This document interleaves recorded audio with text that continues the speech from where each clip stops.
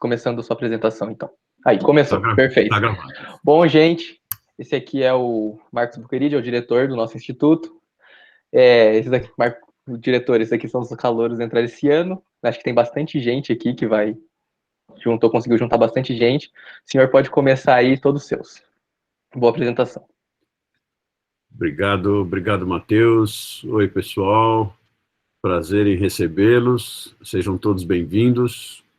Aqueles que já são parte do nosso time, eu também cumprimento. Faz tempo que a gente não se vê pessoalmente, né? Espero que estejam todos bem, que as famílias de vocês estejam todos bem também.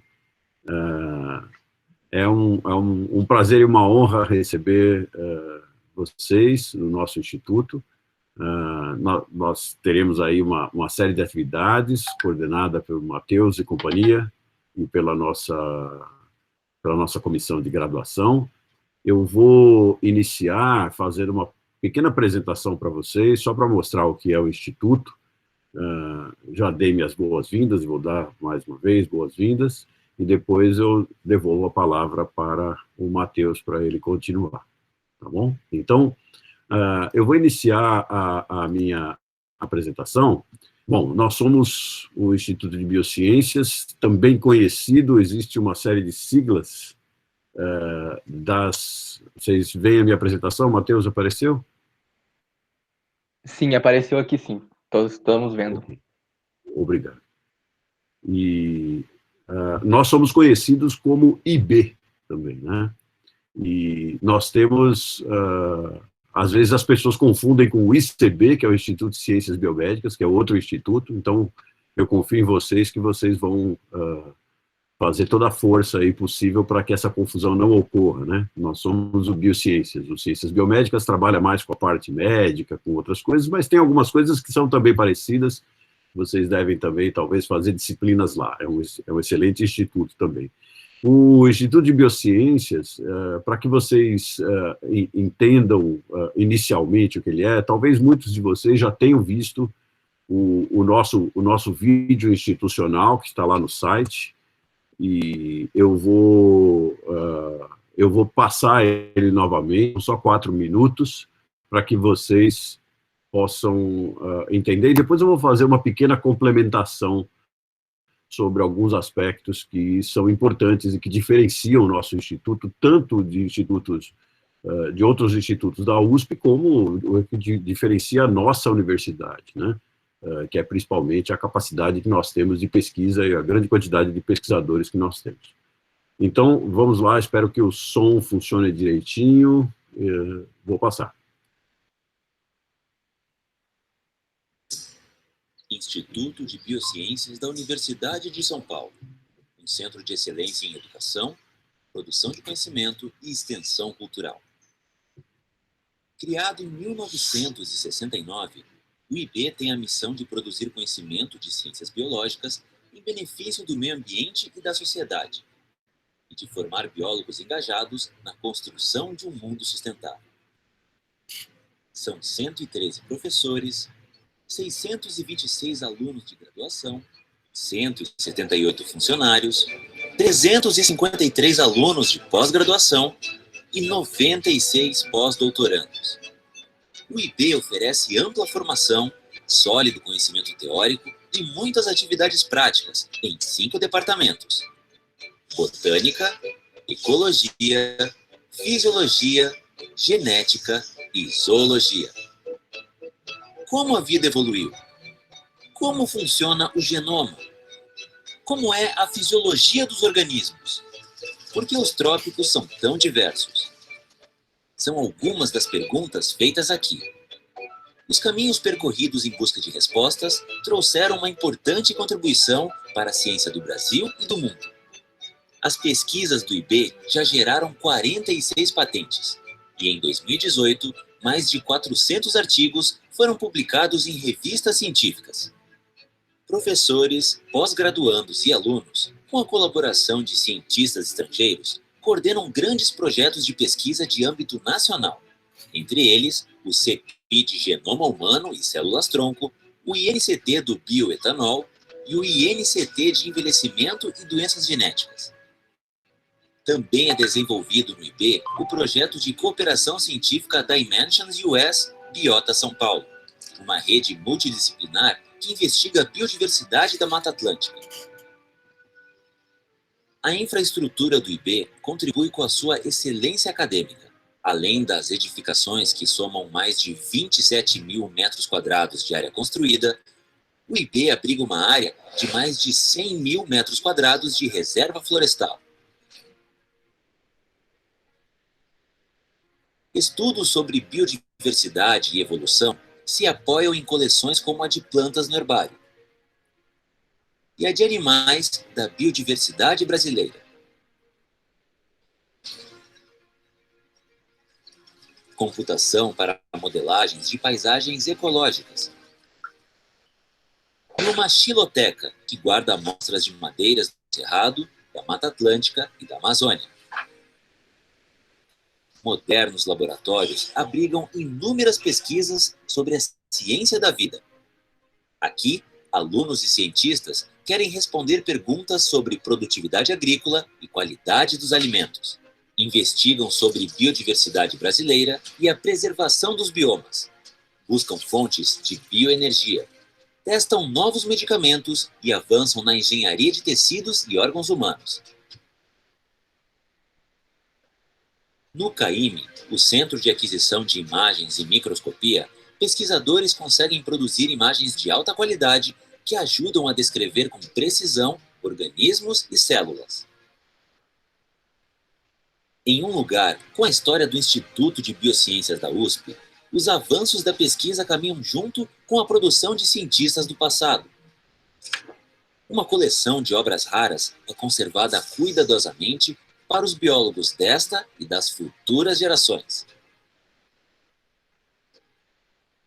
O IB acredita que o conhecimento faz sentido quando compartilhado com a sociedade. No CEPID Genoma Humano, as pesquisas voltam para os pacientes em forma de aconselhamento genético para centenas de famílias. Durante a semana temática, coordenada por alunos do IB há 23 anos, pesquisadores dividem seus saberes com a comunidade. O Bio na Rua leva professores e estudantes para fora da USP. Eles compartilham conhecimento, falam das pesquisas e instigam novas perguntas na população.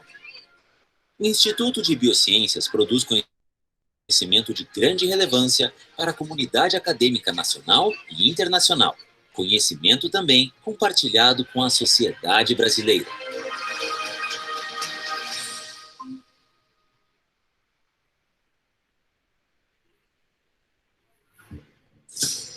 Instituto de...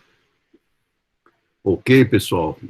Então, aí a gente tem uma visão geral do nosso Instituto. O Instituto de Biociências está na raiz, inclusive, da fundação da USP, né? A USP, quando foi fundada, ela trouxe a Escola Politécnica, a Escola de Medicina e a faculdade, a chamada Faculdade de Filosofia, Ciências e Letras. Em 1969, houve uma mudança na universidade. Nós tínhamos um sistema, que era um sistema de professores catedráticos, né, que eram professores que contratavam seus assistentes, e nós passamos para uma versão que era considerada, na época, a versão moderna das universidades, que era a divisão em departamentos. Então, como vocês viram, nós temos ali cinco departamentos. Eu destaquei aí alguns pontos da nossa missão, da nossa visão e dos valores do IB, ali em vermelho, né? Então, a ideia é formar líderes, é formar gente como vocês, que passam no vestibular super duro, têm um conhecimento muito bom de ciências e chegam até a Universidade de São Paulo. Então, a ideia é formar profissionais que vão trabalhar em diversas áreas, nas áreas de educação, nas áreas de governo, trabalhar junto ao governo, pode ser até no primeiro escalão, pode virar um político e virar alguém que faça a liderança do país, como aconteceu já, por exemplo, com a faculdade, hoje a Faculdade de Filosofia, Ciências e Letras. Nós já tivemos presidentes, já tivemos também prefeitos. Então, Pode-se trabalhar no governo em vários níveis, né, trabalhando com os dados de biologia, biodiversidade.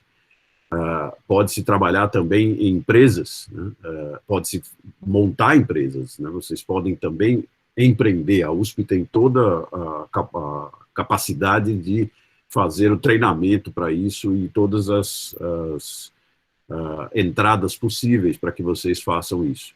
Pode-se também trabalhar numa ONG ou fundar uma ONG, né? Então, existe uma boa quantidade de opções hoje para o biólogo. E a gente gosta que o biólogo formado no nosso instituto seja um dos líderes. Então, eu vou dar alguns exemplos, né? Se vocês abrirem o jornal Estado de São Paulo, vocês vão ver lá colunas do Fernando Heineck, que foi aluno do IB. Vocês agora, na pandemia, estão vendo a Natália Pasternak e o Átila falarem, que são divulgadores de ciência. Eles são ambos também alunos de IB. Nós temos alunos de IB em vários lugares, trabalhando em várias posições do país, nas maiores lideranças que o país tem, onde a biologia é necessária. E vocês já devem ter ouvido falar que a biologia é a ciência do século XXI. Então, nós somos extremamente importantes para dar base para que a sociedade possa avançar em vários aspectos. Então, a produção de conhecimento, que está aí também em vermelho, né, de relevância nacional e internacional, é muito importante na nossa missão, e é isso que faz a diferença entre os institutos que estão na USP. O IB, em particular, é um produtor de ciência de muita potência, como vocês vão aprender. Então, para quem gosta de fazer ciência, quer se tornar cientista, é muito interessante, tem um caminho todo pela frente que pode entrar agora na graduação e sair lá no doutorado ou no pós-doutorado, indo para o exterior e voltando para o Brasil, ou então se preparando e depois indo trabalhar a pós-graduação no exterior na área de pesquisa. Ou trabalhar também numa indústria na área de pesquisa, né? Não precisa ser só pesquisa, pode ser também em várias outras áreas, mas o forte do IB, a diferencial, como eu disse, é a nossa pesquisa, porque os professores que vão ensinar para vocês são professores que estão na vanguarda, no fronte da pesquisa mundial, não é pesquisa só no Brasil, estão no fronte da pesquisa mundial em biologia. E a transposição desses conhecimentos para a sociedade é algo muito importante também, e a gente não tenta ficar fazendo só pesquisas, a gente não transformar essa pesquisa em algo que beneficie as pessoas, né? Então, o estreitamento dos vínculos com a sociedade é muito importante. Nós estamos numa fase, e vocês viram que o IB tem uma série de atividades que eu acredito que os nossos alunos vão mostrar, né, os veteranos vão mostrar para vocês, que são atividades muito interessantes que o IB já faz para a sociedade. Semana temática, Bio na Rua, como vocês viram, e outras, né. Então, e lá embaixo a ética ao serviço público, o respeito ao cidadão e principalmente ao meio ambiente. Bom, os dados que vocês viram no filme, eles mudam um pouco, não muito, são dados de 2018, vocês devem ter percebido isso, então os dados de 2021 estão aí para vocês. Então, nós temos aí 115 professores hoje, né, que estão alocados naqueles 5 departamentos, né, botânica, repetindo, né, botânica, zoologia, genética, biologia evolutiva, né, fisiologia e ecologia. Hoje nós temos 677 alunos, então vocês estão entrando num grupo grande de alunos, 173 funcionários dão suporte a tudo isso. Os funcionários são imensamente importantes, porque sem eles nós não conseguimos fazer nada, eles fazem toda a parte básica do funcionamento do Instituto. Enquanto nós estamos falando, mesmo na pandemia, esses funcionários estão trabalhando nas suas casas e mantendo o sistema em funcionamento. Nós estamos aqui, parece que está todo mundo em casa, está mesmo, só que não está, na realidade, totalmente em casa, porque a gente tem o apoio do nosso pessoal, dos funcionários. Nós temos 341 alunos de pós-graduação hoje e 84 pós-doutorandos. Os pós-doutorandos são quase equivalentes a um professor, então a gente tem aí 200 pessoas aproximadamente fazendo pesquisa. E os alunos de graduação, muitos dos alunos de graduação já começam a fazer pesquisa, e vocês têm isso aberto para vocês, né? Quanto antes a competitividade em pesquisa é muito alta, seja para o objetivo que você tiver, para trabalhar numa empresa, ou no governo, ou em pesquisa mesmo, diretamente, a competitividade hoje é muito alta. Os outros institutos que pegam seus alunos também estão colocando esses alunos para trabalhar em pesquisa, já desde o início. Então, quanto antes vocês começarem, quanto mais profunda e mais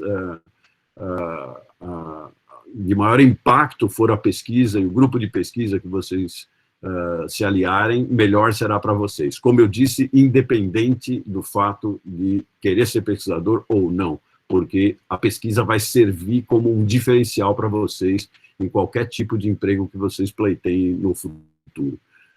Nós temos um grande número de disciplinas de graduação, aí estão, né, 26 na botânica, 24 na ecologia, 14 na fisiologia, 37 na genética, 21 na zoologia. Algumas dessas disciplinas são dadas para outras escolas, né, escola de medicina, por exemplo. Como vocês viram, existe uma ponta do IB que tem bastante essa parte também relacionada à medicina, mas é a biologia que embasa a medicina, nós não somos médicos, nem queremos ser, né?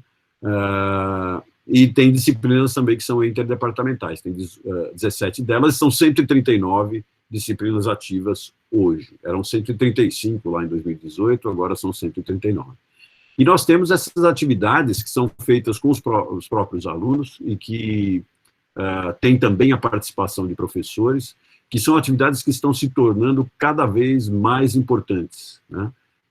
Os nossos alunos têm muita iniciativa e têm uma competência muito grande. Então, a gente tem a Cambio, que vai ser apresentada para vocês, a Bio na Rua, que vocês viram no filme, né? Outras atividades extramuros, a Bio na Remo, que é uma atividade que é feita na favela São Remo, na comunidade do lado aí da USP, e tem uma atividade cada vez mais importante sendo feita por grupos do IB, né, e a diretoria tem dado cada vez mais suporte. A Estação Biologia também, vocês veem que na Estação Biologia tem, inclusive, toda uma infraestrutura, e os grupos recebem crianças para fazer visitas, etc. E as semanas temáticas. A nossa semana temática tem mais de 20 anos, né, que os nossos alunos se organizam todo ano, sem falta, para fazer. Então, alguns de vocês vão lá fazer parte dessa organização, que é uma atividade de extrema importância, né, no Brasil, porque o IB é um dos principais institutos, se não for o principal instituto da biologia do país. Eu gosto de dizer que é o principal, é o instituto mais antigo, né, que tem um grupo de pesquisadores muito forte, né, e forma muitas lideranças, como eu mencionei para vocês. E então, essa tradição nossa, ela tem um peso ali na semana temática, né? E quiçá a gente vai ter outras coisas. Nós estamos trabalhando nesse momento, por exemplo, para pegar esses 100 mil metros quadrados, esses 10 hectares de mata que vocês vão ver ali do lado dos nossos prédios, né? E estamos trabalhando num projeto grande agora para transformar aquilo numa sala de aula e num laboratório de pesquisa vivo, que a gente possa ensinar para os nossos alunos, possa ter visitantes e possa também fazer pesquisa sobre florestas urbanas. E esse é um trabalho interessante que eu espero que os alunos, aqueles que estão aqui, já os veteranos que estão aqui, percebam isso. O projeto está no nosso site, vocês vão poder olhar, e está avançando. A gente está fazendo interação com uma empresa para captar dinheiro e ter algo que realmente mostre como o IB, como fazer para, de fato, ter uma reserva administrada e ensinar biologia, fazer pesquisa em biologia e divulgar a biologia.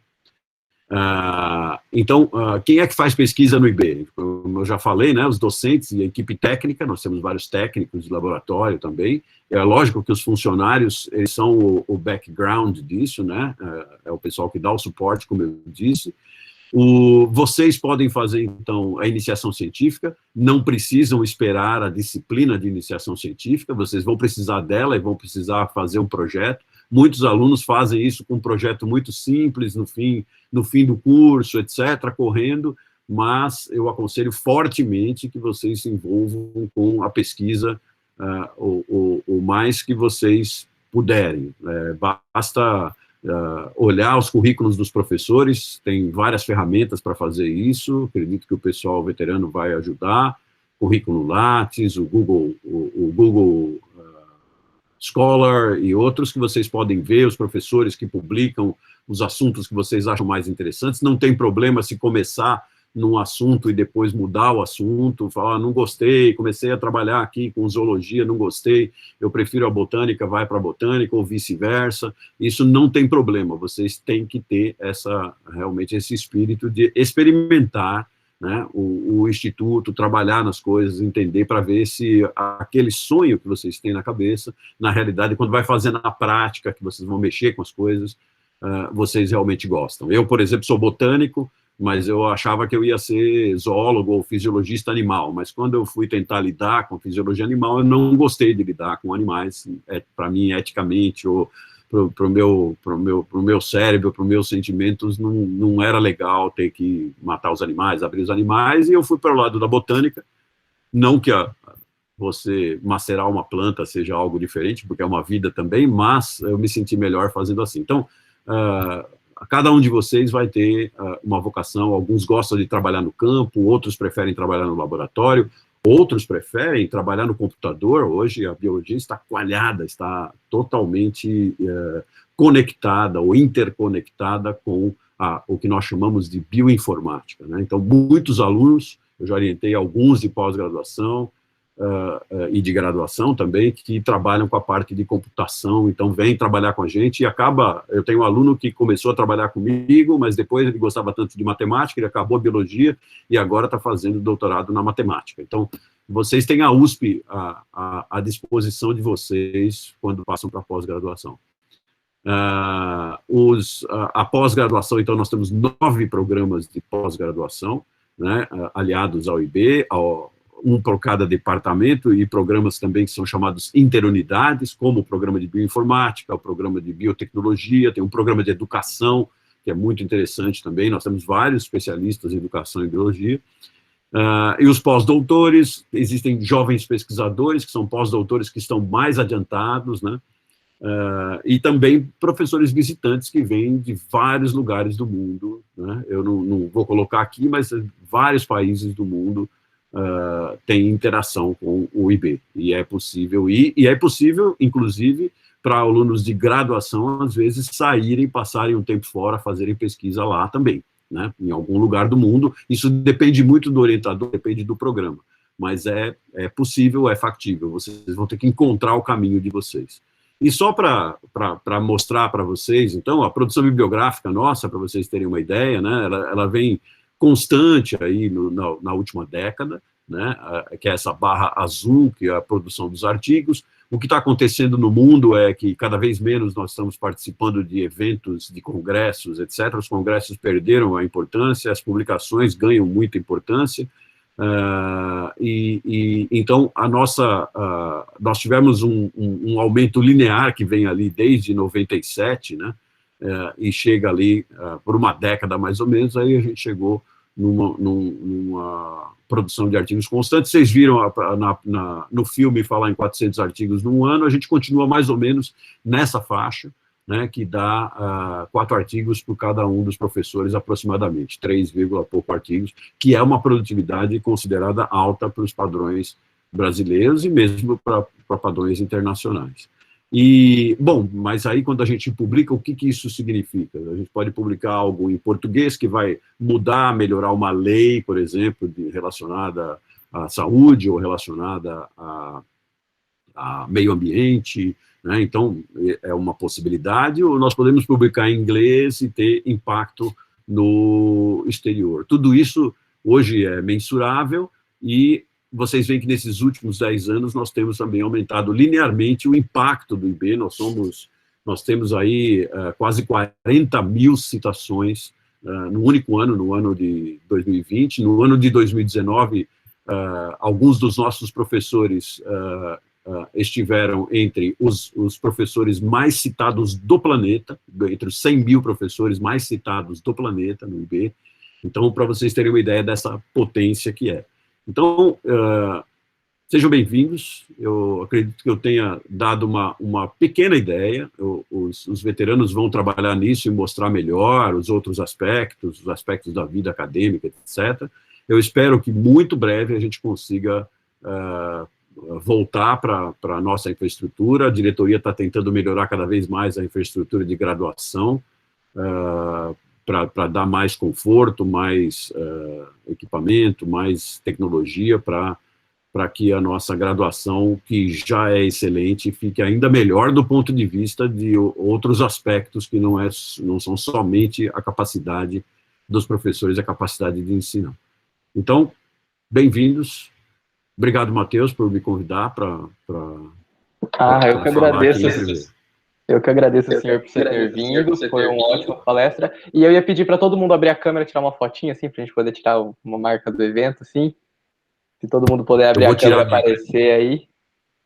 Vou tirar minha apresentação, pode? Isso, melhor, que aí bota todo mundo na tela grande.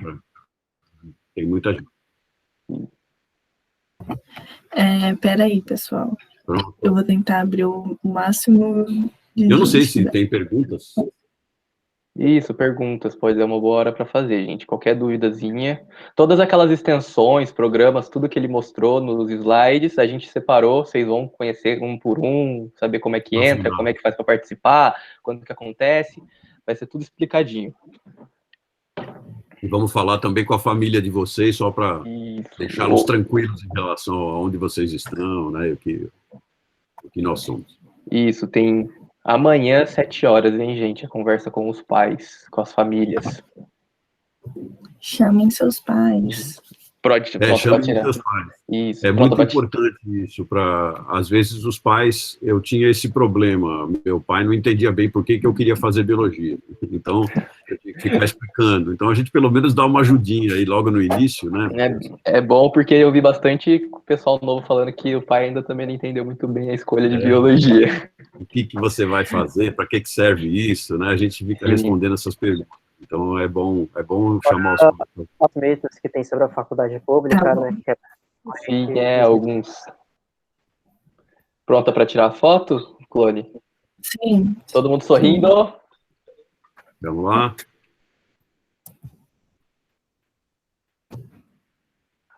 Um pouquinho. Deixa eu ver se foi. Aí. Foi. Boa, gente. Então, Ei, alguma Mateus. dúvida? Alguma dúvida para o diretor, gente? Alguém no chat? Pode digitar que eu leio. Posso falar? Pode, claro. Sobre a iniciação científica, eu acho que, assim, para quem acabou de sair do ensino médio, é uma coisa muito abstrata ainda, a gente não tem muito... Oi? Alô? Posso falar? Eu acho... Pode falar, pode falar. Ah, tá bom. Eu acho que ainda é uma coisa um pouco abstrata pra gente, que nunca teve que realmente ir atrás de uma coisa assim para fazer.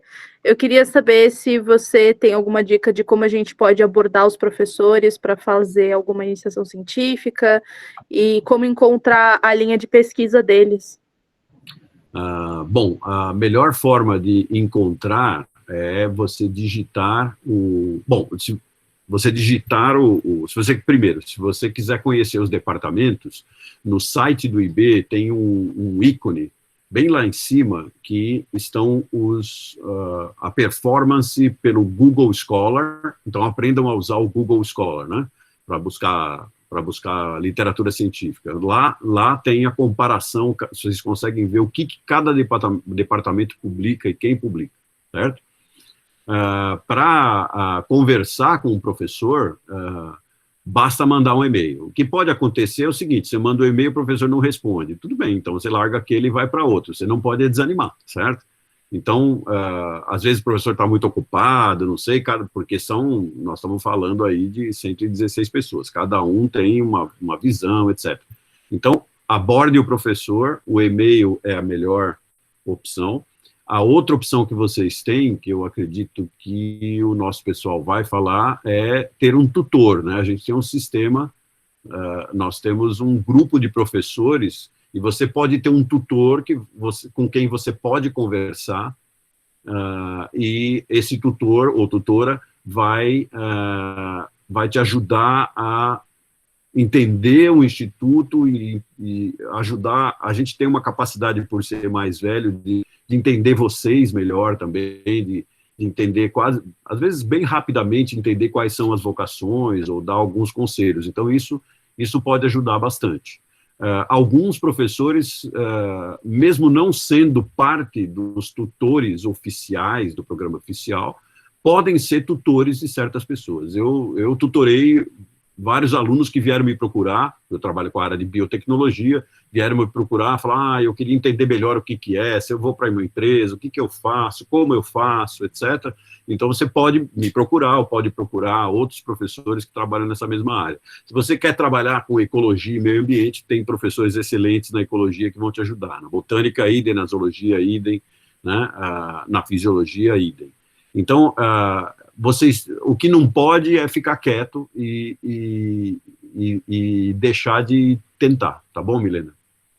Espero ter te ajudado. É só o primeiro dia, né?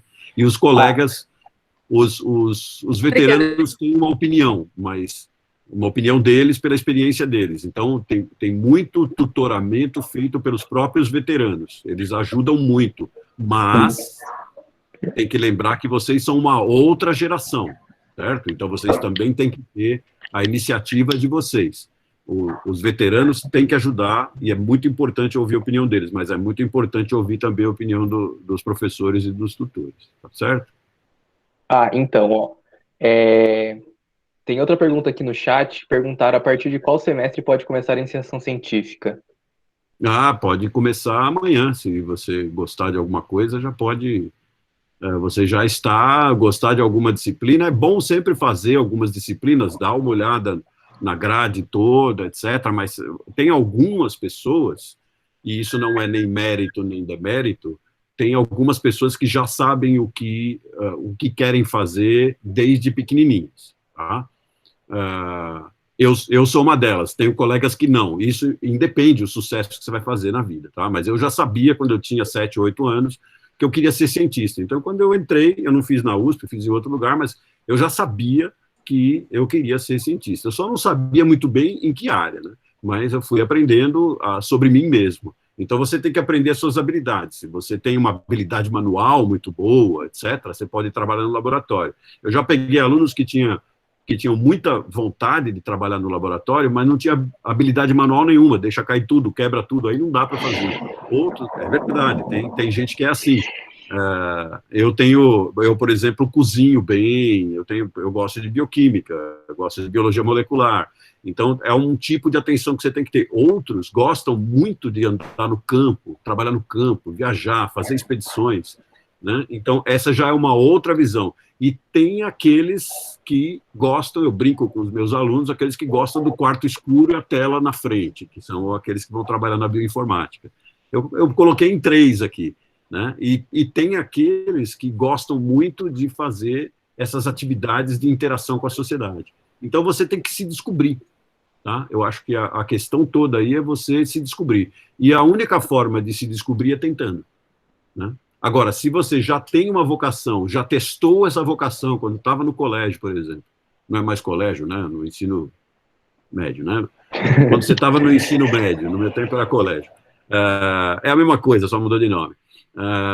E quando você estava lá no ensino médio, você já testou isso, você já conhece o laboratório, você já fez coisas com algum professor, ou já fez coisas até com a universidade, e você já testou e fala, poxa, eu já sei que eu gosto disso, meu negócio é botânica mesmo, tal. Você vai, e já começa por ali. Se você não conhece, você pode testar primeiro, aí você dá um tempinho. Existe uma opinião dos veteranos, que eu sei, porque a carga de aulas, né, Matheus, ela é muito pesada no primeiro ano, né? Tem muitas disciplinas mais pesadas, e isso dificulta um pouco. É um semestre com bastante créditos, assim. Isso dificulta um pouco a fazer a iniciação científica, né? Então, você pode fazer uma iniciação científica mais leve nesse caso, ou se não, espera para começar no segundo ano. Mas isso depende da sua agenda, depende da sua vontade também de fazer. Para a pesquisa, o quanto antes começar, é uma corrida, tá, gente? É assim que funciona a pesquisa, é uma corrida. Então, o quanto antes você começar, quando chegar lá na frente, daqui a 4 anos, 5 anos, você vai estar um passo à frente de alguém. Para conseguir um emprego, para conseguir uma posição, isso vai fazer a diferença, certo? Então, a pesquisa, existe uma moeda da pesquisa, que é a publicação, é a produção do conhecimento. Quanto antes começa, tá? Mais você aprende, mais rápido você chega lá. Vale para pesquisa, vale para extensão. Trabalhar extensão, que a gente chama, eu vou chamar aqui, né, de essa atividade de interagir com a sociedade. Vale para o ensino. Muitos alunos do IB gostam muito de trabalhar com ensino. A gente tem uma infraestrutura excelente, professores excelentes na área de ensino. Então, se você quer ser professor, você vai encontrar realmente uma formação excelente dentro do IB. Respondi? Acredito que sim. Alguém mais tem Peguem alguma? todos os pontos de vista. O meu é só um deles. Peguem todos os pontos de vista. O IB é muito rico. Sim. Tem muita coisa para vocês descobrir ainda e explorar.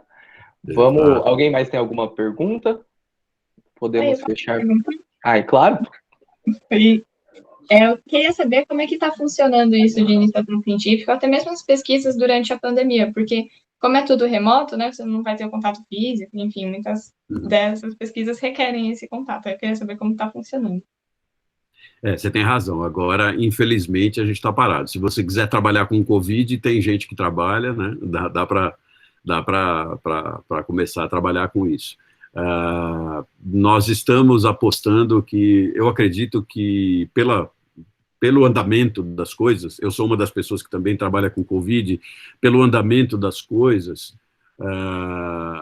Luiz, a gente, talvez vocês tenham que esperar até o começo de 2022, tá? Para que a gente possa receber vocês. Atualmente a gente recebe iniciação científica, mas só se for caso de emergência, ou Covid, ou caso de emergência que você tem que terminar por algum motivo e tal.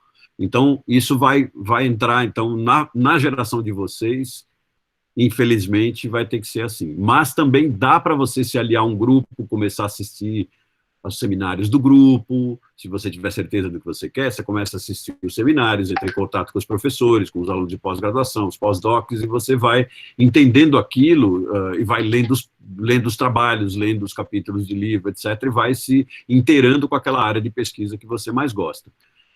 Não precisa ser no laboratório. Aí, quando abrir o laboratório, aí você vai lá e, bom, na minha opinião, pelo menos, aí você vai se divertir. Aí é que começa o divertimento mesmo. Obrigada.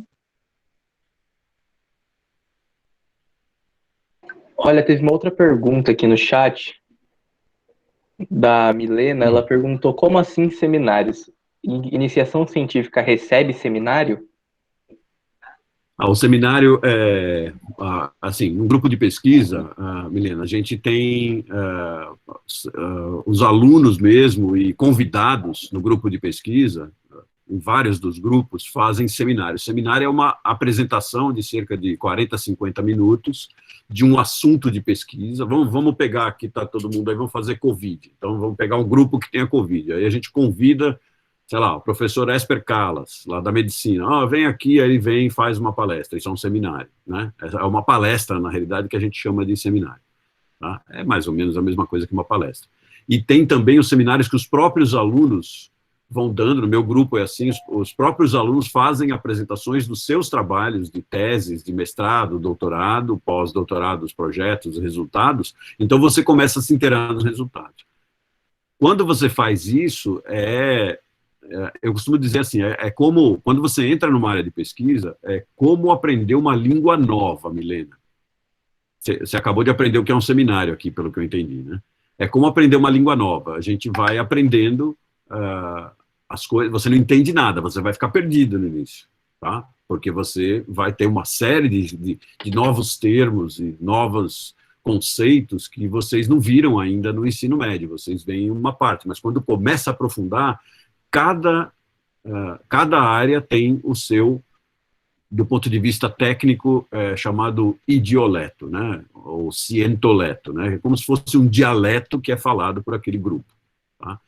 E aí isso tem que ser aprendido. E a comunicação entre os membros de um grupo de pesquisa e entre os grupos de pesquisa em si é feita através desses seminários, palestras, workshops, onde você pode ter, as pessoas têm uma certa atividade, né, e fazem apresentações e depois emitem um produto a partir daquilo. Então, existe toda uma nomenclatura aí na ciência, e vocês vão ter isso à disposição de vocês em vários aspectos diferentes, né?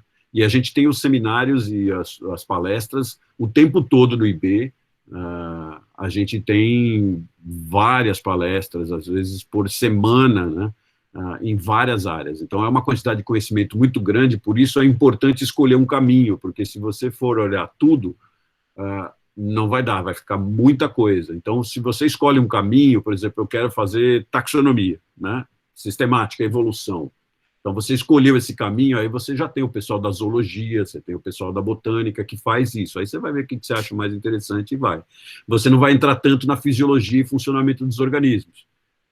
Depois você vai precisar aprender isso também, mas já não é tão forte. Agora, se você for trabalhar num grupo como o meu, onde a gente está olhando o funcionamento do genoma, o funcionamento das plantas, etc., ou num grupo como lá os grupos da genética que trabalham com a parte de funcionamento dos seres humanos e da genética humana, você vai ter que aprender aquele jargão que é diferente. Nem eu sei, se eu entrar lá, mesmo sendo um pesquisador já mais velho, experimentado, se eu entrar lá e num seminário deles, eu tenho que queimar os meus neurônios para conseguir acompanhar, tenho que saber os termos também. Então, essa é a ciência de que nós vivemos hoje, né? Ela é muito especializada e é muito difícil você abranger tudo. Por isso, a escolha é muito importante. E essa escolha, volto a dizer, ela tem que ser feita com uma parcela de autoconhecimento, que o tutor pode ajudar vocês, mas só quem pode ajudar vocês mesmos são vocês mesmos, né? De se compreender, saber que você é capaz de fazer melhor um certo tipo de coisa, e aí a coisa mais importante de todas é a paixão, é gostar. Né? Tem que ser uma coisa que você realmente gosta. Quando o que você gosta casa com a sua habilidade, é perfeito. Quando o que você gosta não casa com a sua habilidade, pelo que eu tenho visto, você deixa de gostar e passa a gostar do outro. É assim que geralmente acontece. Né? Mas é um trabalho que vocês vão ter que fazer paralelamente a todas as disciplinas que vocês vão aprender. Né? Isso vai servir para colocar vocês no nível da biologia, que vocês vão ver, quando vocês chegarem no 4º, 5º ano, vocês são outra pessoa, né? Mudaram completamente. A mensagem disso é que a universidade não é o ensino médio, não é uma escola mais do ensino médio, tá? É outra coisa. Vocês vão ter que trabalhar com vocês mesmos, nem sempre é fácil, né? Não é uma tarefa muito simples, mas vocês vão ter que confrontar vocês mesmos. Então, preparem-se para isso, porque isso vai ser super importante para vocês se tornarem grandes biólogos, que é o que nós esperamos de vocês.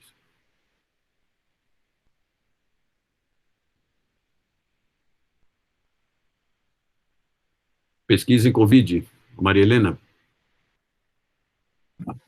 Eu acho que o áudio do Fute não tá pegando, mas tá. A Maria Helena... Desculpa, gente, estava falando de microfone fechado. Você estava falando alguma coisa? Pensei que estivesse falando com alguém, com outra pessoa. Não, eu ia ler. É que eu falei com outra pessoa também de microfone fechado, aí juntou e ficou. Tá bom. Ela perguntou aqui no chat quanto pesquisa de Covid é apenas para estudantes mais antigos, se é só para estudante mais... Não, depende da pesquisa de Covid. O que acontece com o Covid, a Covid, né, porque é a doença, né, a Covid-19, o vírus é o SARS-CoV-2, né, que é do grupo dos coronaviridae. Esse é um vírus muito perigoso, e esses vírus muito perigosos, eles têm que ser trabalhados numa sala de biossegurança nível 3, tá? Então, no IB, nós não temos sala de segurança nível 3, nós só temos nível 2. Então, por exemplo, se você for trabalhar com sala nível 3, aonde tem sala nível 3 é lá no ICB, no Instituto de Ciências Biomédicas. Lá tem um departamento lá de virologia, um laboratório que trabalha só com isso, e lá você manipula o vírus, certo? Você vai entrar com toda a segurança, paramentado, e vai fazer isso. Esse é um tipo de pesquisa para trabalhar com a Covid-19. Outros tipos de pesquisa são, por exemplo, que estão sendo desenvolvidas no IB, são a genética das pessoas que já pegaram Covid, né, e que os pesquisadores querem saber quais são os padrões genéticos de acordo com os sintomas da Covid. Então, aí é um trabalho com dados. Você pode ajudar, tem bastante bioinformática nisso, né? Outros são, como, por exemplo, o trabalho que eu faço, junto com a professora Regina Marcos, é entender o que faz a melatonina, que é um hormônio que é produzido na glândula pineal, mas é produzido em vários órgãos, como é que isso controla para que as pessoas fiquem assintomáticas ou não assintomáticas. Então, tem uma parte do trabalho que é feita com o ICB, que é colocar a melatonina junto com o vírus, mas aí a gente não usa a célula humana, usa a célula de macaco, e tem um trabalho que nós fizemos primeiro, foi um trabalho de bioinformática, e conseguimos descobrir que os genes que a melatonina usa, né, que dá um índice de melatonina, são muito parecidos com os genes de entrada na célula pelo vírus. Outra é estudar as proteínas, que é o que eu faço também, estudar os carboidratos que ficam na superfície das proteínas que o SARS-CoV-2 usa na espícula para fazer o contato e entrar na célula. Então, aí você faz basicamente bioquímica, porque essas são proteínas heterólogas, isso não tem problema de infecção. Outros podem trabalhar, na realidade, com as curvas, por exemplo, na ecologia, um grupo fez todo um trabalho da matemática para acompanhar as curvas, né, a matemática das curvas de infecções e curvas de mortes, né. Então, para a Covid tem um monte de coisa, mas a gente tem outras coisas interessantes com vírus também, que é o vírus da dengue, por exemplo, foi no IB que foi descoberto, que foi o nosso vice-diretor, o professor Okamoto, que descobriu que o vírus da dengue, ele retarda câncer de cérebro. Então, tem gente trabalhando também com câncer, né? E tem gente trabalhando com toda a parte de controle metabólico de plantas, de crescimento de plantas, e assim vai, né, se vocês gostam dessa área. A Covid é algo super importante que vai ficar, mas é uma moda. Daqui a pouco, a hora que a vacina resolver, a gente vai ter outras coisas. Tem mais 2 perguntas aqui no chat, acho que são perguntas rápidas. No Instituto Butantan trabalha qualquer pesquisadores da área da saúde na USP, inclusive os biólogos? Perguntou se a gente pode trabalhar no Butantan. Pode trabalhar no Butantan. Quando eu falei para vocês que eu flertei com a área de fisiologia animal, eu queria ter ido trabalhar no Butantan, com veneno de cobra, mas acabou não dando certo, mas sem biólogos lá, tá? Não tem nenhum problema, não é só médico. O biólogo, na realidade, ele está espalhado, por essa questão de pesquisa, ele é tão espalhado quanto os médicos. Então, dá para trabalhar também no Butantan. No Butantan tem pesquisa e tem a parte industrial, que também é interessante, né? Que é mais de engenharia bioquímica, etc., mas o biólogo pode aprender isso, sim, só que tem que fazer todo o processo para chegar num doutorado com isso, mas dá para fazer na biotecnologia, aprender todos esses processos da engenharia química, né, eu tenho um amigo que é professor da farmacologia, por exemplo, que é também biólogo e que foi lá o diretor da produção de vacinas por um tempo lá do Butantan. Então dá para trabalhar. Biólogo pode entrar em qualquer lugar, gente, invadam tudo. Próxima. A próxima pergunta é mais simples ainda. Quantos laboratórios o IB tem? Hoje, por exemplo, se você pegar só no André Dreyfus, tem no prédio que tem a Botânica, tem 40 laboratórios. A gente deve ter aí por volta de uns 100 laboratórios, mais ou menos, tá? Tem laboratórios que estão fundidos, que tem vários professores que trabalham juntos, então a gente deve ter entre 80 e 100 laboratórios. Legal. Então, vamos fazer essa última pergunta para a gente não estourar o tempo, antes das 3 que tem a CG. A última pergunta da Milena, que é como se consegue uma bolsa de IC? A bolsa de IC, você pode conseguir por 2 sistemas USP, um deles é o sistema PIBIC, que é um sistema do CNPq, ele coloca as bolsas, você tem que encontrar um professor, começar a trabalhar, um professor ou uma professora, obviamente, e começar a trabalhar no grupo e mostrar que você, para que você consiga ser candidato à bolsa, você tem que mostrar que você realmente quer fazer aquilo. Aí, geralmente, os professores gostam de testar antes. Você vai lá e tal, trabalha, e o professor ou professora vai ver se você tem habilidade mesmo para fazer aquilo, se você tem a paixão por aquilo, aí você ganha uma bolsa.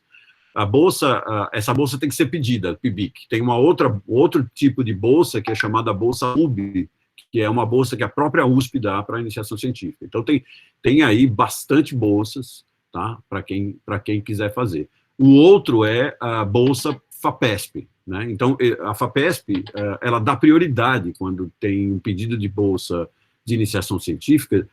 Dificilmente a pessoa não consegue, desde que ela tenha um bom currículo, que tenha boas notas. Se você tiver falha no seu histórico escolar, isso te dificulta. A FAPESP é a melhor bolsa que você pode ter, é o que vai figurar mais brilhante no seu currículo. Mas você não consegue,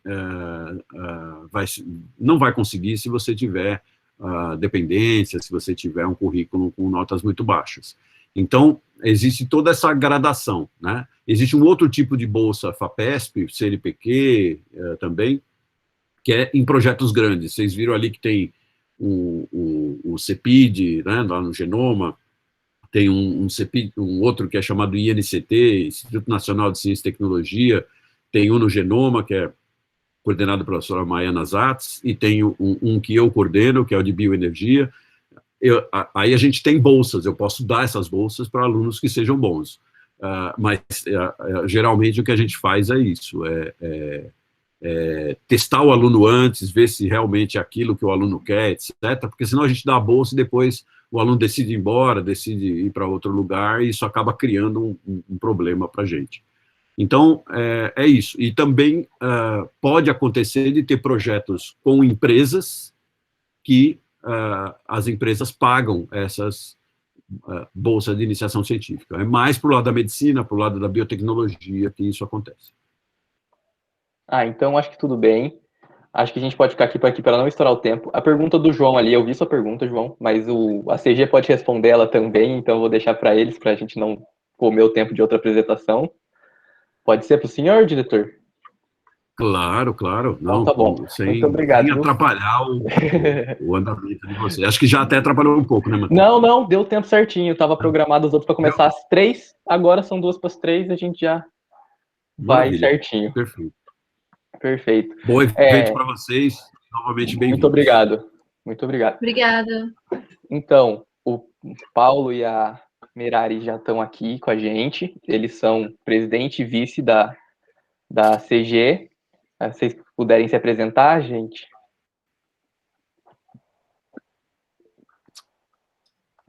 Estão me vendo? Estão me ouvindo? Estamos te vendo sim, estamos te vendo também. Estamos te vendo e te ouvindo, sim. Pode ficar tranquilo. Bom, Merari, você está por aí também? É que eu não estou vendo todas as carinhas. Estou sim, Paulo. Eu estou aqui, sim. Tá bom. Marcos, muito obrigado pela sua fala. Então, a gente fala um tchau aí e damos as boas-vindas para vocês. Merari, passo a primeira palavra aí para você, falar um oi para a moçada e depois a gente segue. Obrigada, Paulo. Bom, primeiro de tudo, eu queria dar os parabéns a vocês, ingressantes, dar as boas-vindas, que infelizmente a gente não está assim se conhecendo pessoalmente nessa situação, mas logo eu gostaria muito de estar presencialmente com vocês. É uma grande satisfação estar aqui recepcionando, em nome da CG também, né, da Comissão de Graduação, recepcionando vocês, e eu queria desejar uma boa jornada no IB. Vocês começaram agora, né, a conhecer, hoje é o primeiro dia, conhecer todo mundo, mas eu tenho certeza que vocês vão se dar muito bem lá no IB, é um ambiente muito agradável, um ambiente muito acolhedor, e eu espero que vocês sejam felizes lá no IB. E pode contar com a gente, da CG, da Comissão de Graduação, vocês vão ver, a gente daqui a pouco vai dar aula também como professor, podem contar com os professores para que vocês tornem essa experiência a mais agradável possível. Obrigado, Merari. Quero agradecer também o pessoal aí os colegas de vocês da graduação, nossos alunos também de graduação, da Comissão de Recepção de Calouros. Pessoal, boas-vindas, bem-vindos à Biologia. Então, antes de qualquer coisa, a gente quer dizer que o curso, desde sempre, está esperando por vocês, né? Sempre é uma alegria, a gente visualiza vocês, primeiro os nomes numa lista de chamada, e depois esses nomes começam a tomar corpo no rostinho de vocês, na presença de vocês. Então, como a Merari falou, a gente já está esperando vocês desde o ano passado, assim como vocês estavam esperando também entrar nesse curso desde o ano passado, desde muito tempo antes. Então, na verdade, a expectativa lá era recíproca, né? Então, queria dar as boas-vindas para vocês, quero que vocês se sintam acolhidos, que se sintam em casa, porque essa vai ser a casa de vocês, pelo menos para os do integral, com quem a gente está falando agora, os próximos 4 anos, e para o noturno, que a gente vai falar depois, na quarta-feira, nos próximos 6 anos. Então, a gente vai ser o lugar onde vocês vão passar mais tempo, virtualmente ou presencialmente, onde vocês vão investir o seu tempo na maior parte. Então, é um tempo muito rico de vivência, então a gente quer que vocês aproveitem bastante. O Marcos já antecipou algumas das coisas, né, que eu ia falar para vocês, então eu acho que é importante, assim, ressaltar o fato de vocês estarem num curso pioneiro, né, de biologia, um curso que ele começa com a própria Universidade de São Paulo, né, na época que era ainda Ciências Naturais, depois virou Biologia. Então, vocês, quando forem lá para entrarem lá fisicamente, né, vocês vão ver que vocês vão estudar nos prédios mais antigos do campus Butantã, são as primeiras construções, são prédios históricos. Então, o que é hoje a cidade universitária, ela se fundou, ela se desenvolveu a partir daqueles prédios históricos onde vocês vão estudar. São prédios não tão antigos assim, década de 60, como o Marcos falou, mas historicamente eles têm esse valor muito simbólico de serem a semente do que foi a cidade universitária. Então, também isso é um privilégio, né? E junto com esse privilégio histórico, tem um privilégio que é epistemológico, científico também, que é a grande vantagem de vocês estarem ingressando numa universidade onde se faz não só ensino, mas também pesquisa, né? Então, acho que esse é um grande diferencial da USP. Eu não tenho a menor dúvida que vocês estão no melhor curso de ciências biológicas desse país. E mais do que um motivo de orgulho, isso tem que ser um motivo de responsabilidade. Isso tem que ser um norte para vocês. Olha, vocês têm que se orgulhar muito disso e, ao mesmo tempo, tem que falar o que eu vou fazer com isso, né? O que a sociedade espera de mim, o que as pessoas esperam de mim, o que eu espero de mim, tendo oportunidade, o privilégio, a gente vai falar de privilégios, mas no final, de estudar nessa universidade. Então, o fato de estudar numa universidade de pesquisa traz para vocês a grande vantagem que vocês têm aula no local em que o conhecimento é gerado. Olha que coisa mais linda, né? Eu acho isso assim, eu me orgulho muito de trabalhar na USP e de dar aula na USP por conta disso. Vocês têm a oportunidade vocês são os primeiros que recebem o conhecimento. Assim que qualquer um de nós, nas suas pesquisas, descobre algo novo, antes disso estar num paper, antes de estar num artigo científico, antes disso isso é compartilhado com vocês. Então, vocês têm essa vanguarda, né, de estarem no local, beber diretamente da fonte. Como o Marcos falou, vocês vão ter aulas com pessoas que têm reconhecimento internacional nas suas áreas, que desenvolvem pesquisas que são pesquisas de ponta, de qualidade, de alto reconhecimento. Então, aproveitem isso, né? Não deixem passar essa oportunidade, aproveitem mesmo, né? Porque isso é um privilégio também que não é para todo mundo, né? E vocês sabem o quanto vocês lutaram para conseguir isso. Então, já que o esforço foi tão grande, então aproveitem muito isso, né? E a gente vai estar numa situação diferente daqui a gente está acostumado, né, pessoal, que é o ensino remoto esse semestre. Então, a gente vai começar um curso do zero no ensino remoto. O pessoal aí que é veterano de vocês, o pessoal de 2020, eles ainda puderam aí estar lá no IB, estar nos prédios físicos, pelo menos umas 3 ou 4 semanas. Vocês, nem isso, vocês, na verdade, continuam, vocês estão sem estar, né? Vocês fisicamente estão nas suas casas, mas vocês fazem parte aí já de uma comunidade, né? Então, acho que é esse sentimento que eu queria, num primeiro momento, passar para vocês com relação a essa questão do ensino remoto. Pode parecer que vocês estão sozinhos, isolados, mas a gente vai ter que transformar isso numa experiência de grupo, numa experiência comunitária, né? A gente, ser humano, a gente mamífero, a gente não pode esquecer isso, né? Nós somos mamíferos, somos hominídeos, a gente é muito gregário, né? A gente forma os nossos grupos por meio de interesses comuns, de histórias compartilhadas, e principalmente por compartilhamento de território, né? Isso faz parte do nosso ser biológico, né? E esse território que a gente vai compartilhar esse semestre, ele vai ser um território virtual, né? Então, acho que essa é um desafio bem grande para nós todos, e quando eu digo nós todos, são vocês e nós também, né? Nós, professores, apesar de a gente já ter vindo ano passado de uma experiência de ensino remoto, a gente ainda não se conforma muito com isso, né? A gente gosta muito dessa troca. Eu dou aula em Fauna, Flora e Ambiente, vou recepcionar vocês no primeiro dia de aula de vocês na biologia.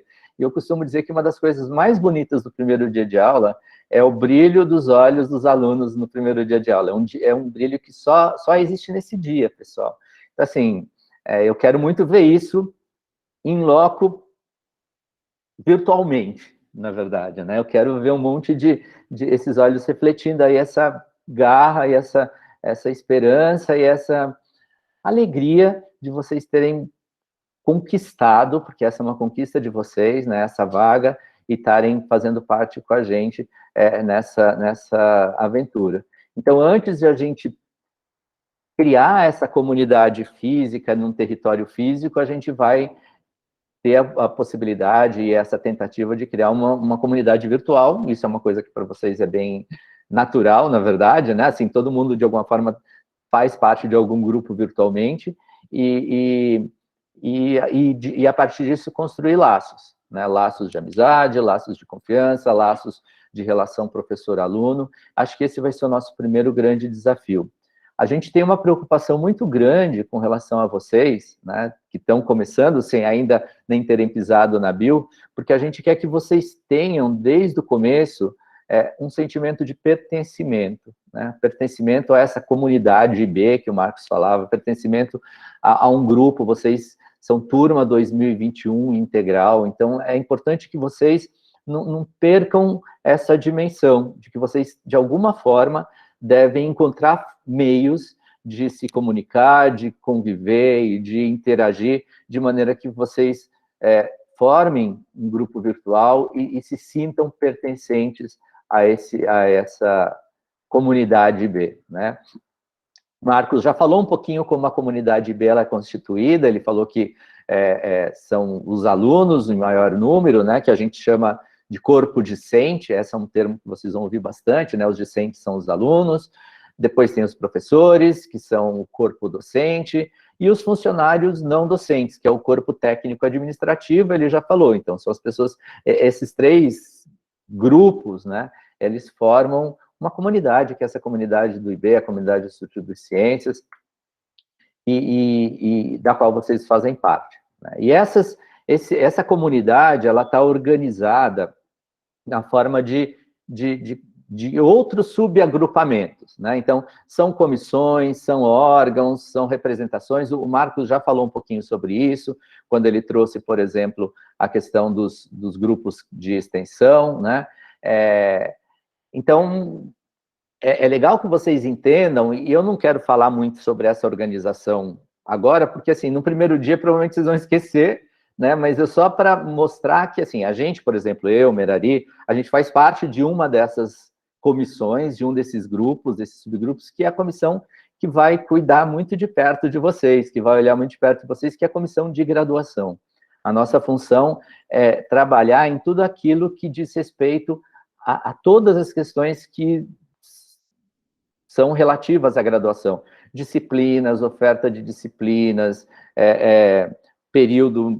os melhores períodos para se cursar, pedido de trancamento, pedido de cancelamento, enfim, tudo isso passa por essa comissão, que é composta por um professor de cada departamento, mais representantes dos alunos. Então, essa é outra dica que eu deixo para você. Qualquer comissão, todo o corpo da universidade, ele está organizado de maneira que os alunos têm representantes, que é a representação discente, a RD, e vocês estão representados. Então, essa é a via de contato, né, de mais direto e mais efetivo quando vocês têm uma demanda, um pedido, uma solicitação, uma reclamação, uma crítica, uma sugestão para ser feita em qualquer âmbito. Procura o seu representante discente e peça que ele leve no órgão que decide sobre aquilo, para que isso seja levado para discussão. Em geral, os órgãos levam muito em consideração aquilo que os alunos trazem, né? As solicitações e as considerações que os alunos trazem, né? Então, prestem bastante atenção, num primeiro momento, nesse organograma da universidade, como ela está organizada nessas comissões, esses órgãos, e na representação, em quem representa vocês, né? Na representação dos alunos. Fora isso, o contato mais frequente que a gente vai ter vai ser o contato nas disciplinas, né? Todos nós, e que é o que vai esperar vocês a partir de segunda-feira. Então, o nosso dia a dia vai começar a partir da semana que vem. Então, eu vou fazer uma fala rápida, porque eu quero deixar um bom tempo para a gente poder tirar dúvidas de vocês. Eu me espelho um pouco, a gente sempre parte da nossa história, né? Eu lembro que, quando eu entrei na biologia, esse ano faz 30 anos que eu me formei na bio, né? Uma data histórica, simbólica para mim. E eu lembro que na minha primeira, quando eu estava nesse momento que vocês estão, só que foi lá na bio, numa palestra com o diretor, foram várias informações, muitas eu absorvi, muitas eu esqueci, e eu lembro que a minha maior preocupação no dia era saber onde que eram os banheiros, porque, assim, eu não conhecia nada dos prédios, eu estava falando assim, gente, e se eu precisar ir no banheiro, como é que funciona aqui? Então, assim, às vezes tem umas coisas muito práticas que ninguém fala, então, e a gente esquece de falar, então vocês perguntem, né, se vocês quiserem saber. Mas, só para explicar um pouquinho, vocês vão ver que nas disciplinas, uma disciplina, ela não é do professor, uma disciplina é de um time, ela é de uma equipe, né? Ela é formada por alunos, professores, monitores, técnicos e estagiários de pós-graduação. Então, a maioria das disciplinas vai ter esses elementos, né? Esses grupos que formam esse time que é a disciplina. Os alunos são vocês, os professores somos nós, vocês conhecem bem esses papéis. Os monitores são alunos de graduação veteranos de vocês que estão a serviço da disciplina, então eles são uma ponte legal entre vocês e os professores. E os estagiários PAI são alunos de pós-graduação, ou seja, já são colegas nossos, já são biólogos formados que estão fazendo um estágio de docência no nível superior. Então, eles estão auxiliando os professores e, ao mesmo tempo, praticando a sua docência, né? Então, vocês vão ver esses termos e, às vezes, aluno e professor é mais fácil, mas quando fala monitor, às vezes confunde com os monitores que vocês tinham no colégio, que tinham outro papel, ou o próprio estagiário pai, que é uma figura que provavelmente vocês não tinham, né? As nossas aulas, elas vão ter vários formatos no IB, e esse formato depende muito de cada equipe ministrante. Então, vão ter aulas, por exemplo, que são síncronas, né? Então, vão ser aulas em que a gente vai marcar um horário com vocês, no dia que é aquela disciplina normalmente, vai dar uma aula, como eu estou falando agora com vocês, vai ser uma aula apresentada sincronamente, né? Podem ter aulas gravadas, então tem equipes que elas preferem gravar as aulas e deixar disponibilizadas para os alunos. Tem outras equipes que trabalham com atividades postadas. Tem outras equipes que misturam tudo isso, vai ter uma coisa, vai ter aula síncrona, vai ter aula gravada, vai ter... Então, na verdade, isso depende muito de cada disciplina, e aí elas vão explicar para vocês, no primeiro dia de aula, como que é a dinâmica de cada uma, né? Então, eu já estou preparando vocês, que vocês vão estar expostos a várias dinâmicas, né, diferentes. usem isso a seu favor, tá bom? Vocês, mais do que nós, vocês vão estar expostos a uma diversidade enorme de formas de ensinar remotamente, né? E provavelmente vocês vão sentir o que para você funciona, o que para você não funciona, o que tem dado certo, o que não tem dado certo. Usem isso porque o nosso curso ele tem essa dupla entrada, ele habilita para a licenciatura e para o bacharelado. Então, muitos de vocês vão trabalhar em algum momento depois em atividades didáticas, pedagógicas. Usem essa experiência como uma experiência de vida também, né? E aí, fora isso, cada disciplina vai encontrar uma forma de se comunicar com vocês, que também geralmente é explicada no primeiro dia de aula, né? Mas todas elas, sem exceção, vão usar o e-mail @us.br que vocês receberam. Então, a primeira recado muito importante para vocês acessem esse e-mail. Toda a comunicação oficial das disciplinas, toda a comunicação feita oficial da USP, ela vem pelo e-mail USP-BR. Se vocês não estão habituados a usar, vocês redirecionam dele para o e-mail Gmail, para qualquer outro servidor que vocês usam, ou qualquer outra extensão, mas esse e-mail é a forma de comunicação oficial. Então, não deixem de ver, porque muitas pessoas pedem prazo de bolsa, pedem prazo de inscrição, pedem prazo de coisas, porque está lá no e-mail USP-BR e as pessoas não acessam. Ok? Eu vou falar um pouquinho sobre isso, vou reforçar isso daqui 2 minutinhos, né? Uma outra pergunta que os alunos fazem, que eu queria já adiantar um pouquinho para vocês, né? Assim, sobre a questão das câmeras, né? Vai ter disciplina que vai pedir para vocês deixarem câmeras abertas, vai ter disciplina que vai pedir para vocês, assim, que vai deixar a critério de cada um. E aí, professor, como é que é? Eu deixo a câmera aberta, não deixo? Então, eu vou falar da nossa perspectiva como professor, na verdade, né? Assim, a gente, não só nós professores, vive muito dessa interatividade, né? A gente trabalha muito com o retorno que os rostinhos de vocês, os olhares, as caras de vocês trazem na sala, a linguagem corporal, né? Às vezes a gente explica uma coisa na aula por sei lá, um franzir de testa, às vezes uma forma como a pessoa olha, a gente já vê, não fui feliz na forma como eu fiz essa analogia, por exemplo, eu não consegui atingir aquilo que eu queria. Então, essa comunicação visual, ela é bastante importante, né? Pro aspecto pedagógico mesmo das aulas, para o andamento, né? E também, no caso de vocês, eu diria que ela é até mais importante no contexto de vocês se conhecerem, né? Quando eu falar, sei lá, vou falar um nome aleatório, Júlia ou Marcelo, enfim, eu sei, né? Vocês entre si sabem de quem vocês estão falando. Então, sempre, eu diria assim, que é bem positivo pedagogicamente.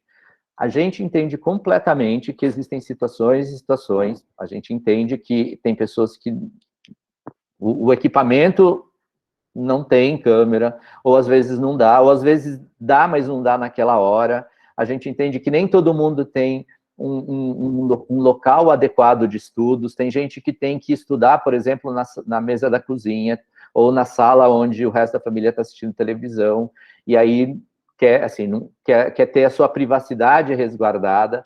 Perfeito, pessoal, não tem problema, entendeu? Assim, isso não é mandatório, não é obrigatório, eu acho que essa é uma questão que é muito, né, assim, de cada um, né? Mas, assim, só estou dizendo que, para aqueles que quiserem, são convidados a deixarem as câmeras abertas nas aulas, porque isso dá uma dinâmica bem legal aí de troca entre professor e aluno. Embora, de novo, reforço, isso não é obrigatório, tá bom? Pessoal, outra forma assim, e por último, uma forma com relação ainda a essa questão das disciplinas, um aspecto que a grande maioria das disciplinas do IB usa é o Moodle, né? A plataforma Moodle. Eu não sei se quais de vocês já têm familiaridade com o Moodle. Assim, ele é, não vou mentir, assim, no começo ele não é tão amigável, assim, a gente tem que ir descobrindo, mas, por outro lado, ele não é tão complexo. A gente vai, assim, ele é um pouco, as coisas são meio autoexplicativas. Mas eu queria motivá-los, estimulá-los todos a usar, porque muitas disciplinas do IB, a maioria, se não todas, vão usar o Moodle como forma de comunicação com vocês. Então, eu vou, a partir desses próximos 2 minutos, apresentar um passo a passo, porque o e-mail USP, vocês recebem automaticamente, né? Agora, o Moodle não, vocês têm que acessar, né, o Moodle. Então, vocês só vão ter acesso à plataforma depois que vocês ingressarem lá. Então, por exemplo, os conteúdos de Fauna Flora estão todos no Moodle, só que vocês vão só acessar quando vocês tiverem ingressado uma primeira vez. Eu vou fazer uma apresentação agora de como vocês podem fazer isso. Vocês só me dizem se tá, porque quando eu apresento, eu não consigo ver aqui ver vocês. A gente vai te guiando aqui quando for aparecer.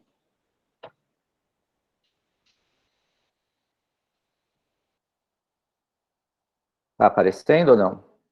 Ainda não.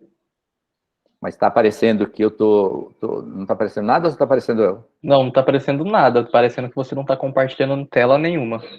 Ué, peraí, deixa eu ver. O que está acontecendo? Por algum motivo, ele não está dando para mim a possibilidade de compartilhar. Não tem o share, o botãozinho do share não está funcionando. Você ia mostrar o Moodle para eles? Basicamente é isso. Você quer que eu compartilhe aqui, mostre, eu entro no meu Moodle, mostre as disciplinas que tem lá? Beleza, eu vou abrir aqui. Consegue entrar no... Então, pessoal, só enquanto o Matheus vai apresentando, vocês só vão conseguir entrar nas salas Meet e no Moodle usando o e-mail USP-BR. Então, esse é o Moodle. Né? Aí você vai clicar aqui. Vocês vão entrar em acessar. Então, bom, o link para isso é edisciplinas.us.br, né? Então, ali o Matheus está mostrando para vocês. Vocês vão entrar no Edisciplinas, vai chegar lá naquela primeira página, vocês vão colocar acessar, e aí aqui embaixo, vocês viram que no caso dele aparece o número USP dele e a senha, ele vai entrar no USP, mas para vocês, logo depois desse botão laranja, tem um primeiro acesso ali, né? Tá vendo?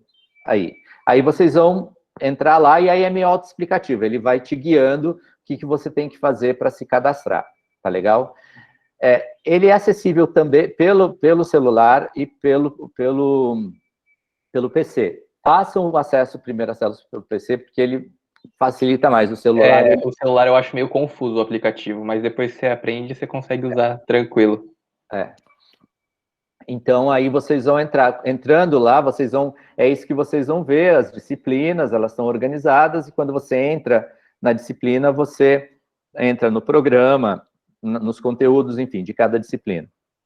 Vou entrar no... Você quer que eu entre no de FFA para eles verem? Eu ainda tenho aqui... Acho que a gente tirou Tiraram? Mas... Beleza. Então, eu vou sair aqui, vou parar de compartilhar já. Professor, será que no meu tem, se você quiser mostrar? Não, ainda não, Luísa. Não? Então tá. Pessoal, a Luísa vai ser monitora de vocês em Fauna Flora também. Na aula a gente conversa mais, mas já fiquem sabendo que se vocês precisarem de alguma coisa, podem chamar, tá bom? A Merari vai falar alguma coisa, Merari. Só para informar que o acesso deles ao Moodle é automático. Assim, quando a disciplina abre, automaticamente os e-mails que estão cadastrados no Jupyter vão para o Moodle, para a disciplina, né, para o ambiente da disciplina. Então, se de repente, é até provável que eles já comecem a receber e-mails. Então, se a disciplina enviar um e-mail, vai automaticamente para o e-mail USP de vocês. Então, assim, pode ser que vocês já estejam dentro de um ambiente Moodle, porque as disciplinas já começam a semana que vem, e tenho recebido um e-mail meio que não sabendo do que se tratava, e é basicamente isso. E é o que o Paulo falou, né? Sempre via e-mail usp.br. Tá. Acho que até o ano passado, retrasado, eles tinham que fazer um primeiro acesso quando eram ingressantes, por isso que mas se já está automático, muito melhor, aí não precisa... Perfeito, pessoal. De novo, vou reforçar, tudo isso vocês vão entrar com o e-mail usp.br. Quando vocês forem entrar no Meet, né, se vocês usarem o USP-BR, vocês entram diretamente, senão vocês vão ter que pedir permissão para o host da sala. Então, quando, por exemplo, para essa apresentação aqui do diretor, tinha acho que uns 20 pessoas pedindo permissão para entrar. A hora que eu entrei, que eu tive que dar permissão manual para todo mundo, né? Que eram pessoas que não estavam usando o e-mail USP, que é natural, vocês não sabem disso, mas só para dar um exemplo. Então, para as aulas, usem sempre o e-mail USP, tá legal? Porque é esse que vai credenciar vocês para entrar nas disciplinas, tá legal? Fora isso, pessoal, a gente tem, assim, um outro recado que eu queria dar para vocês, é que, assim, aproveitem tudo que a universidade tem de universidade, né? Vocês estão entrando na melhor universidade do Hemisfério Sul, numa das melhores do mundo, então, vocês têm que, assim, seria muito desperdício, muito triste vocês ficarem só restritos ao curso do IB, ou quando fisicamente, assim, ao alto da Rua do Matão, né, que é onde está o Instituto de Biociências. Aproveitem, vocês têm possibilidade de cursar disciplinas em vários outros unidades da USP, então, a partir do próximo semestre, vocês já podem se inscrever em disciplinas optativas. Aliás, isso faz parte do currículo de vocês, se inscreverem em disciplinas optativas, né, principalmente lá no núcleo avançado, a gente vai falar em algum momento sobre isso também, mas, enfim, vocês devem aproveitar essa universalidade da universidade. Ah, eu gosto um pouco de humanas. Pô, legal, vai lá ver alguma coisa na geografia, vai ver nas sociais, vai ver na história, na filosofia. Não, eu curto mais matemática, vai no IME, na física, na poli. A gente tem um universo de possibilidades que vocês devem, assim, aproveitar o máximo possível. A pró-reitoria de graduação tem disciplinas que elas são disciplinas da própria pró-reitoria, são disciplinas que a gente chama PRG, elas têm essa sigla, tem várias possibilidades de empreendedorismo, de atividades físicas, de um tudo. Então, aproveitem também, né? Como vocês sabem, o curso de vocês, eu não sei, bom, talvez não saibam, eu vou explicar para os que não saibam, o curso de vocês, ele é dividido em 2 blocos, né? Um primeiro bloco que vai até metade do curso, no caso do integral os 2 primeiros anos, que a gente chama de núcleo básico. E um segundo bloco, que é o núcleo avançado. Nesse núcleo básico, vocês vão ter aulas juntos durante 2 anos, provavelmente as mesmas disciplinas, com os mesmos professores e tal. Então, esse é o núcleo de conteúdos básicos fundamentais que vão fundamentar tudo que vem depois, na verdade, né? E aí, no núcleo avançado, vem as disciplinas que são a maior carga de disciplinas optativas, quer dizer, vocês optam, vocês escolhem essa disciplina. O que significa isso no núcleo avançado? Que vocês podem customizar o seu currículo. Então, se eu tenho 60 alunos, depois, no final do núcleo básico, no final dos 2 primeiros anos, eu vou ter 60 alunos que tiveram exatamente a mesma formação. Depois dos outros 2 anos, eu posso ter, virtualmente, 60 currículos totalmente diferentes, porque vocês escolheram as disciplinas, e é isso que vai fazer, e isso vai ser a sua carta de apresentação depois para o mercado de trabalho. Então, é legal, ao longo do curso, principalmente ao longo desses 2 primeiros anos, vocês irem pensando nisso. Ó, eu quero, sei lá, eu quero ser um biólogo mais generalista, eu quero entender um pouco de botânica, de zoologia, de ecologia, porque eu quero trabalhar com conservação de meio ambiente, eu acho que é importante conhecer um pouco de tudo isso. Perfeito. Então, lá no seu núcleo avançado, procura cursar várias disciplinas que te habilitem para isso. Ou não, olha, eu gosto muito de biologia molecular, eu acho que essa é uma nova fronteira da ciência, isso que eu quero saber, eu quero sair um mega especialista em biologia molecular. Então, você vai customizar o seu currículo para fazer todas as disciplinas que tiverem essa abordagem, porque aí, depois do seu 4º ano, você vai chegar lá para o empregador, para o mercado de trabalho, ou vai abrir sua empresa, e vai falar, olha, eu tenho competência para isso, porque esse é o meu percurso de formação. Então, o currículo, o núcleo básico e o núcleo avançado, eles foram pensados nessa perspectiva de, daqui 2 anos, parece muito, mas é bem pouco, vocês vão ser chamados ou convidados a escolher. Na maioria das vezes, as pessoas às vezes fazem isso até inadvertidamente. Ah, vou ver qual disciplina é mais coxa, vou ver qual disciplina que dá mais crédito, vou ver qual disciplina se encaixa no meu horário, e esquece que, na verdade, é isso que vai aparecer no seu currículo daqui 4 anos. Então, prestem bem atenção nessa divisão que o nosso curso traz, né, de núcleo básico e núcleo avançado, para vocês poderem fazer uma boa escolha. De novo, a gente tem uma entrada única, licenciatura e bacharelado. Depois desse núcleo básico, vocês também vão ser instados a escolher uma dessas duas vertentes. Ou vão se formar como bacharéis, ou vão se formar como licenciados. Paulo, mas eu posso fazer as coisas? Sim, pode. Não dá para fazer concomitantemente. Você pode escolher, por exemplo, fazer o bacharelado e depois fazer mais um ano com as disciplinas exclusivas da licenciatura e ter os 2 diplomas. Ou fazer primeiro a licenciatura e depois fazer as disciplinas e o número de créditos do bacharelado e ter os 2 diplomas. Sim, você pode sair da bio com 2 diplomas, de licenciado e de bacharel. No que isso é importante? Os conteúdos em si, eles são muito parecidos, mas, por exemplo, dependendo do tipo de emprego que você quiser, um desses tipos, ele é exigido. Em geral, o diploma de licenciado, ele é assim, aceito em todos os tipos de emprego, por exemplo, né? Agora, se você for trabalhar numa escola, ou dar aula numa escola particular, ou, enfim, em algum lugar, eles exigem, por exemplo, o diploma de licenciado, só o de bacharel não serve. Ou se você for trabalhar, por exemplo, numa indústria, na área de indústria, e for fazer uma coisa muito específica, vai ter prioridade alguém que tenha feito o bacharelado em relação à licenciatura, porque vai saber que você teve uma vivência, sei lá, laboratorial, enfim, técnica muito mais eficiente naquilo. Então, essas coisas, elas são importantes na hora de você fazer essas decisões. Estou avisando desde agora, porque essa é uma dúvida que perpassa o curso inteiro e é legal que vocês conheçam, tá, pessoal? Outra coisa que eu queria falar, por fim, é com relação às ações de permanência na universidade. Então, a USP, nos últimos anos, tem feito um movimento bastante efetivo com relação à inclusão social na universidade, vocês sabem.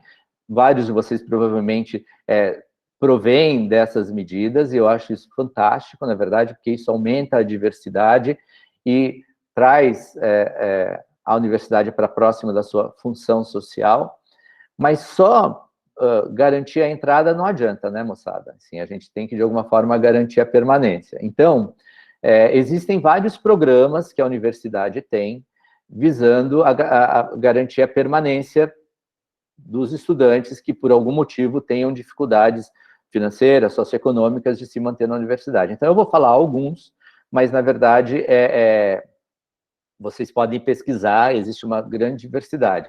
O principal que eu queria falar é o edital PAFP, que ele provê auxílio financeiro, apoio moradia, são várias modalidades, ou auxílio financeiro, apoio moradia, por exemplo, alguém que, agora a gente está todo mundo, cada um no seu lugar, mas alguém que precise morar aqui em São Paulo, existe uma grana que pode ajudar, um apoio moradia, auxílio alimentação, auxílio livros, por exemplo, para comprar livros.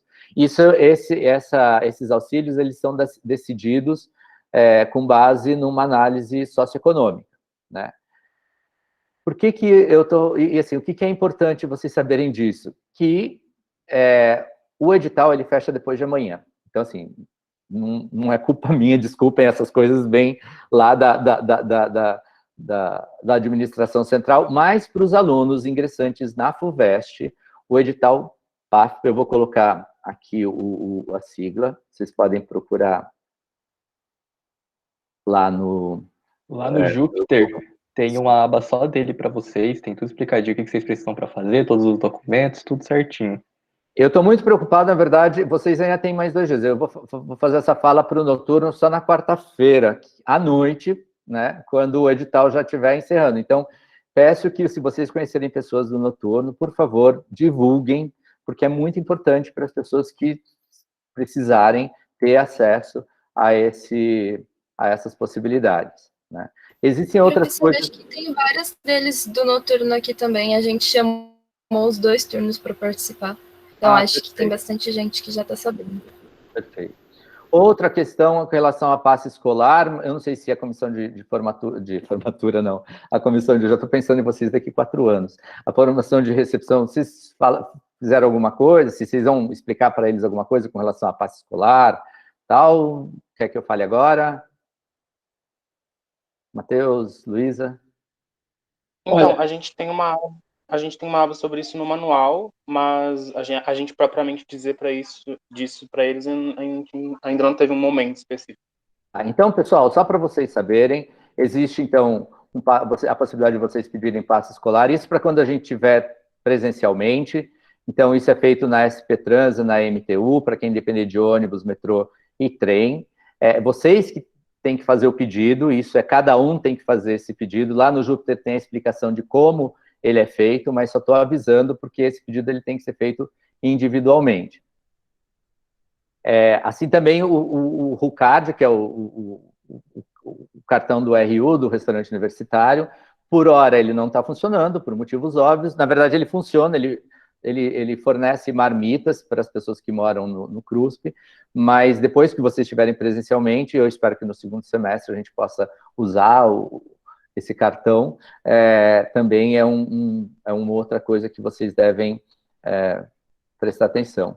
E existe uma coisa que chama clique social, que é o atendimento dos assistentes sociais da USP. Então, se vocês tiverem qualquer tipo de necessidade, qualquer tipo de demanda, vocês entram lá no clique social e vocês agendam um horário com as assistentes sociais e elas então vão atender vocês e encaminhar das formas como vocês, da melhor maneira. Então, acho que é muito importante vocês pensarem que, assim, vocês não estão sozinhos nessa. Se alguém tiver... E se nada disso funcionar, nada disso, assim, ou se tiverem dificuldade, vocês podem recorrer à comissão de graduação, aos grupos de mentoria, aos grupos de acolhimento, aos veteranos, enfim, a todo um exército de pessoas que vai dar aporte para que vocês só não se sintam só, né? Só não se sintam desamparados. Acho que essa é a mensagem que eu queria passar para vocês, ok? E aí eu estou falando de várias, e já estou encaminhando para o final, eu estou falando de várias questões, assim, de financiamento, de não sei o quê, o Marcos falou de bolsa e tal. Quero levar um papo bem sério com vocês, assim, com relação a de onde vem essa grana, né, pessoal? De onde vem o dinheiro dessas bolsas? De onde vem um aluno? Pra vocês terem uma ideia, cada um de vocês custa para a USP, assim, fazendo uma média entre todos os alunos da USP, entre 6 e 7 mil reais por mês. É como se, por exemplo, as famílias de vocês estivessem desembolsando, no caso não é a família, é o Estado, 6 a 7 mil reais por mês, por aluno, para manter um aluno USP. Então, de onde que vem essa grana? Essa grana que nos mantém, a minha, o meu salário, da Merari, as bolsas que vocês... A bolsa de monitoria que a Luísa vai receber, a vocês aqui na universidade, vem de uma façação do ICMS, que é o Imposto de Circulação de Mercadorias e Serviços, que no caso de São Paulo é 18%.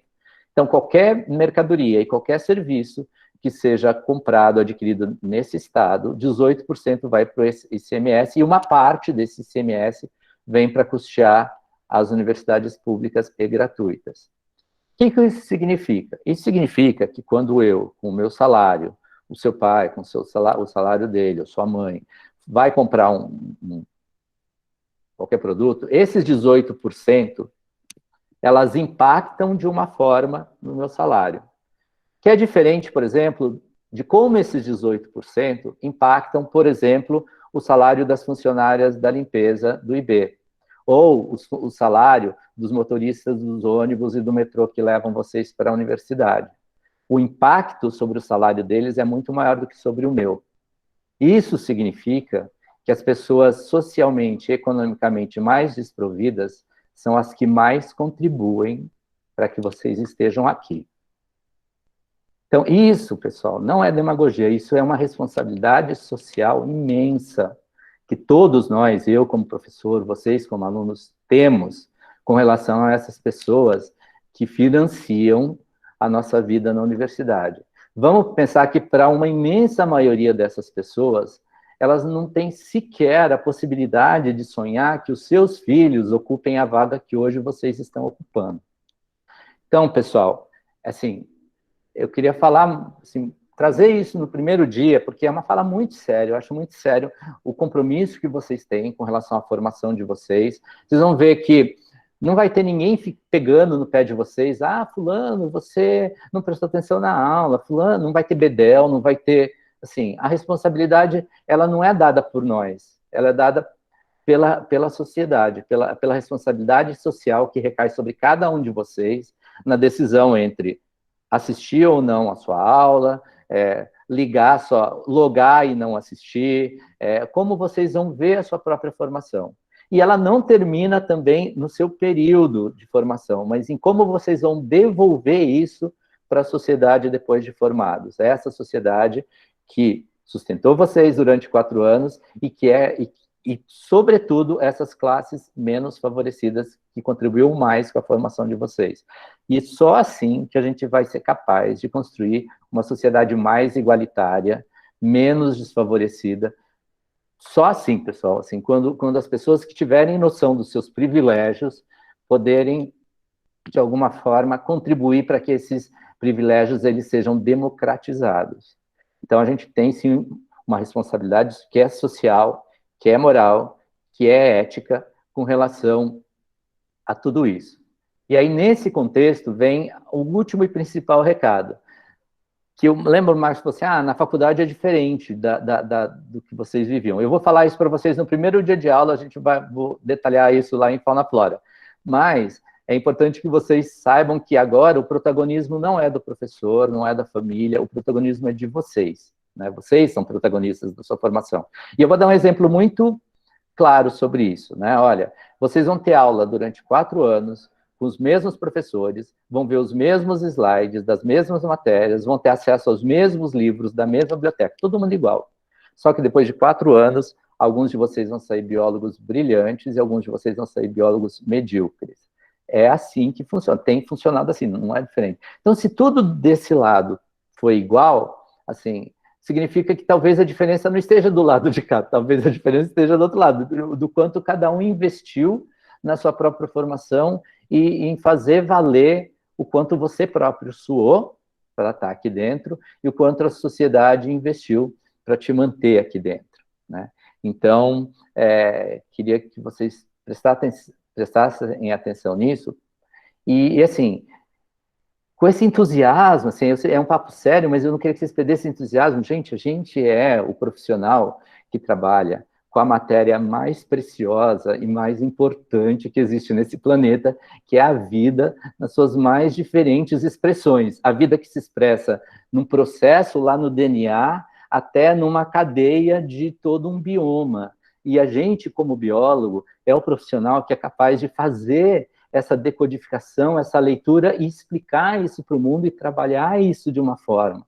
Então, assim, é um privilégio enorme, um prazer. Vocês vão ver que uma característica que une os biólogos é o orgulho e o prazer de trabalhar com o que trabalha, né? A gente quer que vocês, desde sempre, fiquem mergulhados nessa alegria, nesse prazer, né? E nessa responsabilidade e pensem, olha, eu trabalho com a coisa mais importante do planeta, que é a vida e suas manifestações, né? Então, assim, quero desejar nesse contexto boa sorte para vocês, sucesso. O sucesso de vocês é o sucesso da sociedade, é o nosso sucesso como professor, é o sucesso da universidade, é o sucesso de quem investiu em vocês, né? E o último conselho que eu vou dar para vocês é o conselho que meu pai me deu quando eu entrei na faculdade. Eu costumo reproduzir porque eu acho que foi, de todos, o mais importante, assim, façam amigos, né?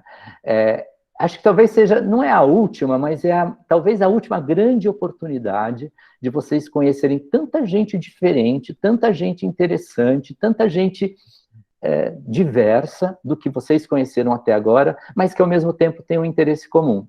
Quando vocês estão no colégio, muito provavelmente as pessoas do colégio, tinha alguma diferença, mas elas pensavam meio como vocês. Para quem cursou colégio particular, os pais procuram colocar num colégio que tem os princípios, os valores muito próximos da família. Para quem cursou escola pública, mais ou menos a mesma coisa, porque ele foi na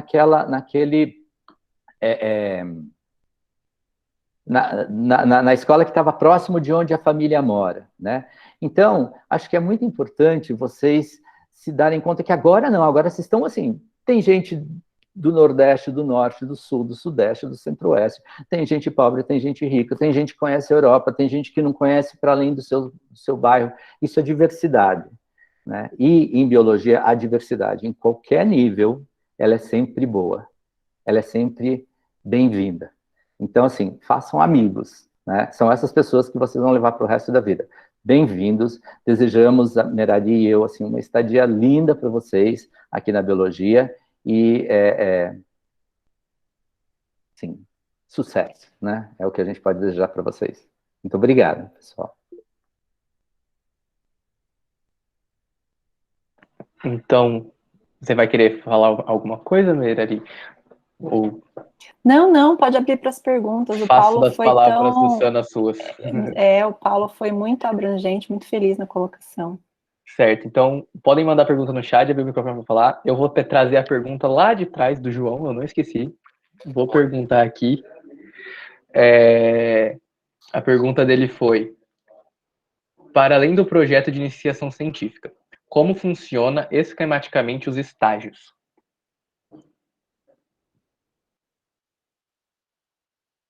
Para além, peraí, desculpa, repete, para além da iniciação científica, como funciona esquematicamente os estágios? Acho que está querendo... assim, estágio é uma coisa mais genérica, vamos chamar assim, mais ampla, né? A iniciação científica, geralmente você já tem um projeto que você vai desenvolver ou ajudar a desenvolver dentro de um grupo de pesquisa com um orientador. Assim, é uma coisa... O estágio, geralmente eu sempre falo assim, que o estágio é quando a gente está ficando e a iniciação científica é quando já está namorando, entendeu? O estágio, na verdade, você tem uma área que você acha que você gosta, que você acha que você vai se dar bem, então você procura um professor dentro daquela área, fala, olha, queria conhecer um pouco mais dessa área, então, posso ir aí conhecer o seu laboratório? Aí o professor fala, vem aí, vem 2 vezes por semana, você pode ir vendo como as coisas funcionam, pode ajudar o trabalho de algum aluno de pós, você vai conhecendo. Depois de algum tempo, geralmente depois de um semestre e tal, você vê que... E aí, a proposta é essa mesmo, a pessoa, o orientador, ele sabe que você está conhecendo, não tem problema nenhum você chegar, não vai rolar, acho que eu vou procurar na outra área, porque estou experimentando. Tranquilo, perfeito, não vai rolar, ninguém vai ficar melindrado, ninguém vai ficar chateado, é isso. Agora, a iniciação é o estágio que vem depois, né, assim... Você tem um projeto, o orientador já está investindo o seu tempo, a sua expectativa em você, e você tem um tempo para desenvolver aquele projeto com uma pergunta de pesquisa bem específica. É isso. E existe também um outro tipo de estágio que o aluno de graduação pode fazer numa empresa, numa escola, Esse tipo de estágio, daí eu não sei qual era o estágio que o João estava se referindo, mas esse outro tipo de estágio, existe um contrato e que a instituição precisa estar de acordo com as cláusulas, com o que o aluno vai fazer no estágio, existe uma legislação específica de estágios, e aí o que a gente recomenda... Normalmente, esses estágios, esses contratos vêm para a CG, o presidente da CG, que é quem assina, e a gente recomenda sempre que as atividades desenvolvidas nesse estágio tenham alguma coisa a ver com a graduação em biologia, né? Então, normalmente a gente não assina um contrato de estágio em que o aluno vai trabalhar em alguma coisa que não tem absolutamente nada a ver com a biologia. E as suas... ampla gama de braços e ramos, né, claro.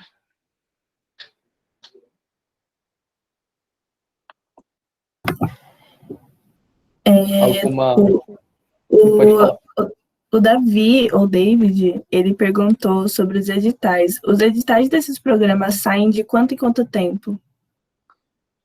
Geralmente é uma vez por ano. Alguns editais saem semestralmente, né? Então é bom vocês estarem meio ligados, mas sempre assim, no começo de cada período letivo, no começo de cada semestre. E os alunos recebem por e-mail, no e-mail USP, todos esses comunicados de editais que são abertos, tá bom? Então assim, fiquem Posso ligados. dar uma... Pode falar. Pode falar, Fábio. Não, por favor, Merari. Não. Eu queria só dar uma dica, porque...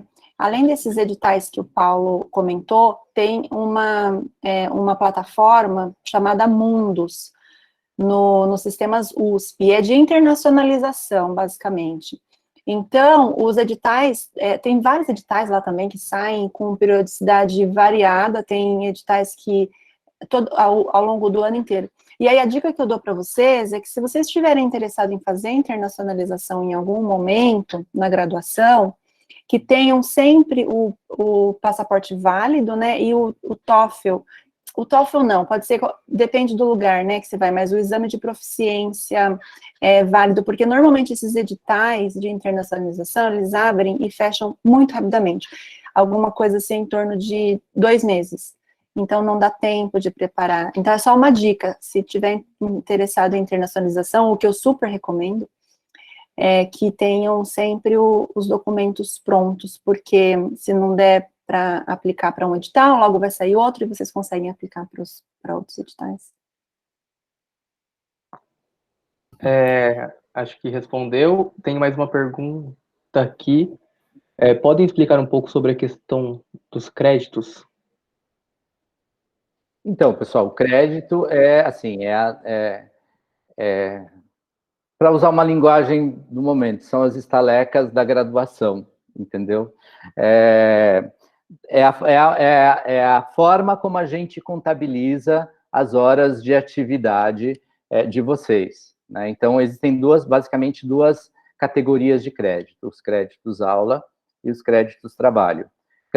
Cada crédito aula corresponde a 15 horas, né, de aula que vocês têm. Então, uma disciplina de 4 créditos, por exemplo, pressupõe que vocês vão ter 60 horas de aula ao longo daquele semestre. Então, é isso. Então, lembrando que, por uma questão legal, né, a legislação do MEC exige um número mínimo de horas-aula para a formação de profissional de qualquer área. Então, vocês vão lá, diretrizes curriculares para a formação do biólogo. Vocês vão ver que tem um número mínimo de horas que são necessárias. Então, os créditos são uma forma de contabilizar isso. E créditos trabalho, eles são contados em dobro. Então, um crédito trabalho corresponde a 30 horas.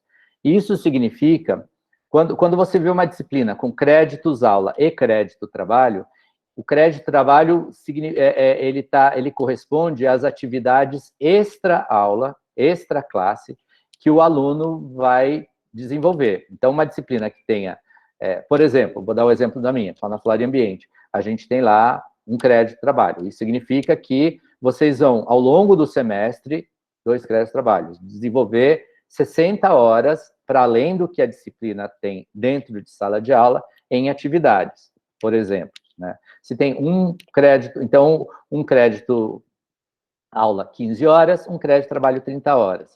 E o número disso é o quanto vocês vão investir de tempo naquela disciplina, naquele semestre. Deu para entender?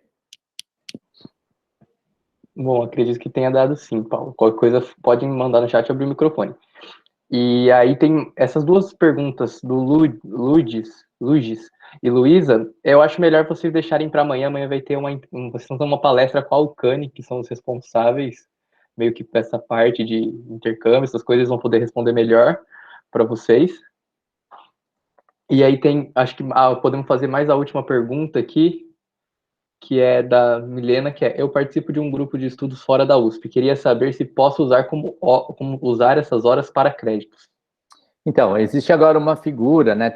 A universidade tem uma figura que são atividades acadêmico-culturais, né? Atividades, não, ACs, né? Isso. E, na verdade, isso tem a ver com atribuição de créditos em atividades as mais várias, ou de pesquisa, ou de graduação, ou de extensão, para além das que vocês normalmente desenvolvem em disciplinas. Então, sim, você pode pedir a contabilização disso como atividades, como valendo créditos. Aí vocês vão ver, a comissão de graduação está nesse momento discutindo, na verdade, quais são as atividades que vão contabilizar créditos, mas é um rol bem amplo, né? Mas, enfim, vocês vão ver que tem uma enorme possibilidade. Tá.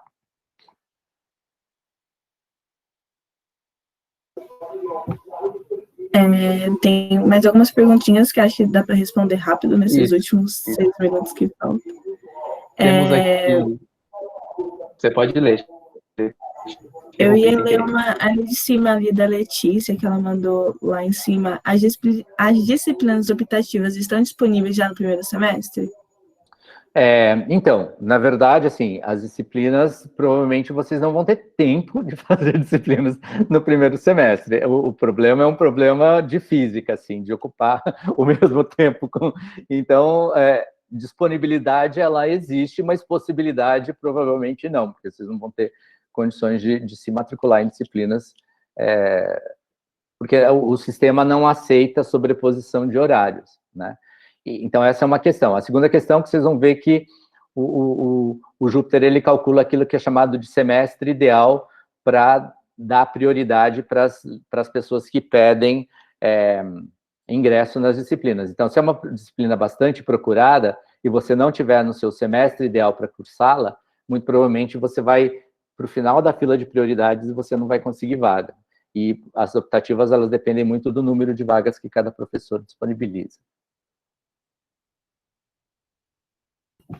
Acho que a pergunta da Ana Júlia também é rapidinho, que é, posso utilizar mais créditos que o mínimo? Tem um máximo de créditos? Sim, assim, uma vez cumprido... O nosso curso, ele já vai além do mínimo que o MEC exige, bem além, na verdade, né? Mas você pode cursar quantas disciplinas a sua grade comportar, o seu tempo, né? Permitir, sem problema. Não existe... O céu é o limite, não tem, como eu disse, respeitadas essas condições. Não pode cursar disciplinas concomitantes, né? Se você, mesmo agora que é virtual, se você se matricular em uma, em outra, e o Júpiter... lembra que a gente é governado pelos deuses do Olimpo, né? Assim, então, Júpiter, Atena, não sei o quê, que são aqueles... Então, no caso de vocês, é o Júpiter. Se o Júpiter lê que está dando conflito, ele vai eliminar uma delas. Esse é um ponto bem importante sobre o que o Júpiter é capaz de fazer no nosso histórico da graduação. Então, é legal vocês sempre ficarem atentos, porque uma vez que vocês pedem a matrícula numa determinada disciplina, pode ser que ela não seja efetivada. Então, a gente já recebeu diversas questões na comissão de graduação que o aluno só percebeu que não estava matriculado na disciplina no meio do semestre. Então, assim, outra dica, né? Sempre olhem a situação do histórico no Júpiter, para ver se as disciplinas que vocês pediram matrícula de fato foram efetivadas, porque em alguma questão, né, se houver algum conflito, o Júpiter escolhe uma das disciplinas e simplesmente apaga do rol de disciplinas que vocês pediram matrícula.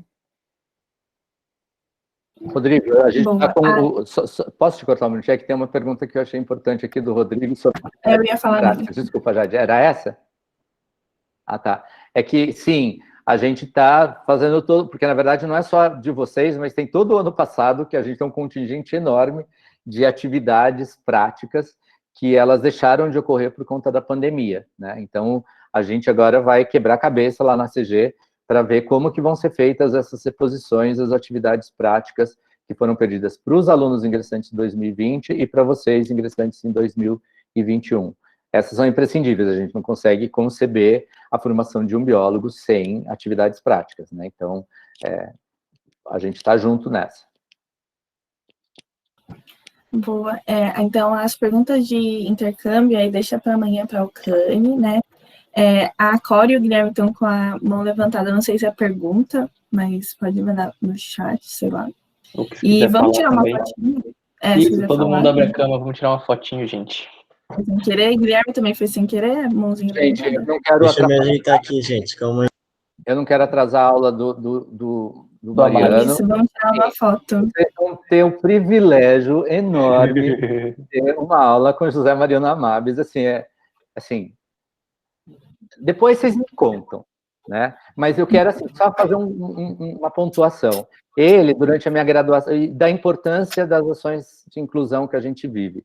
Ele, durante a minha graduação, ele e a professora Maria Augusta foram os únicos professores negros que eu tive na graduação inteira. Eles eram referência para uma quantidade enorme de colegas meus que se viam refletidos, né, nessa possibilidade de, olha, isso é para todo mundo, não é só para alguns, né? Então, eu tenho um orgulho enorme, assim, não sei, para mim, se eu pudesse destacar no meu currículo, assim, coisas da sua vida acadêmica que você destaca, assim, ter sido aluno e colega do Mariano, do Amabis, assim, Depois vocês vão entender por quê, depois da aula dele. Então, vão muito motivados, porque vai ser demais. Então, vamos tirar uma fotinha rapidinho para a gente poder ir lá na aula dele. Todo mundo sorrindo?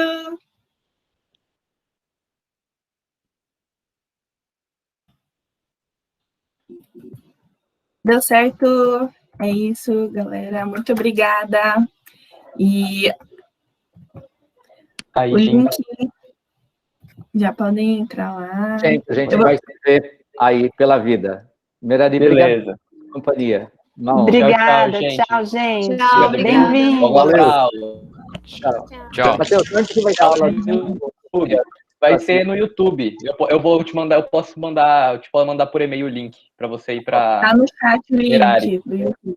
Okay? Eu entrei aqui no link já, tá no chat. Ah, beleza, então. Ah, tá Eu bom. vou mandar aqui no chat de novo e mando pro seu e-mail também para Gente, tá no chat, tá no post do Facebook e tá no grupo de WhatsApp de vocês. Não tem como vamos perder, lá. tá bom? Por favor, Não apareçam percam. lá. Tchau. Tchau. Tchau, gente. Agora, entrem lá agora.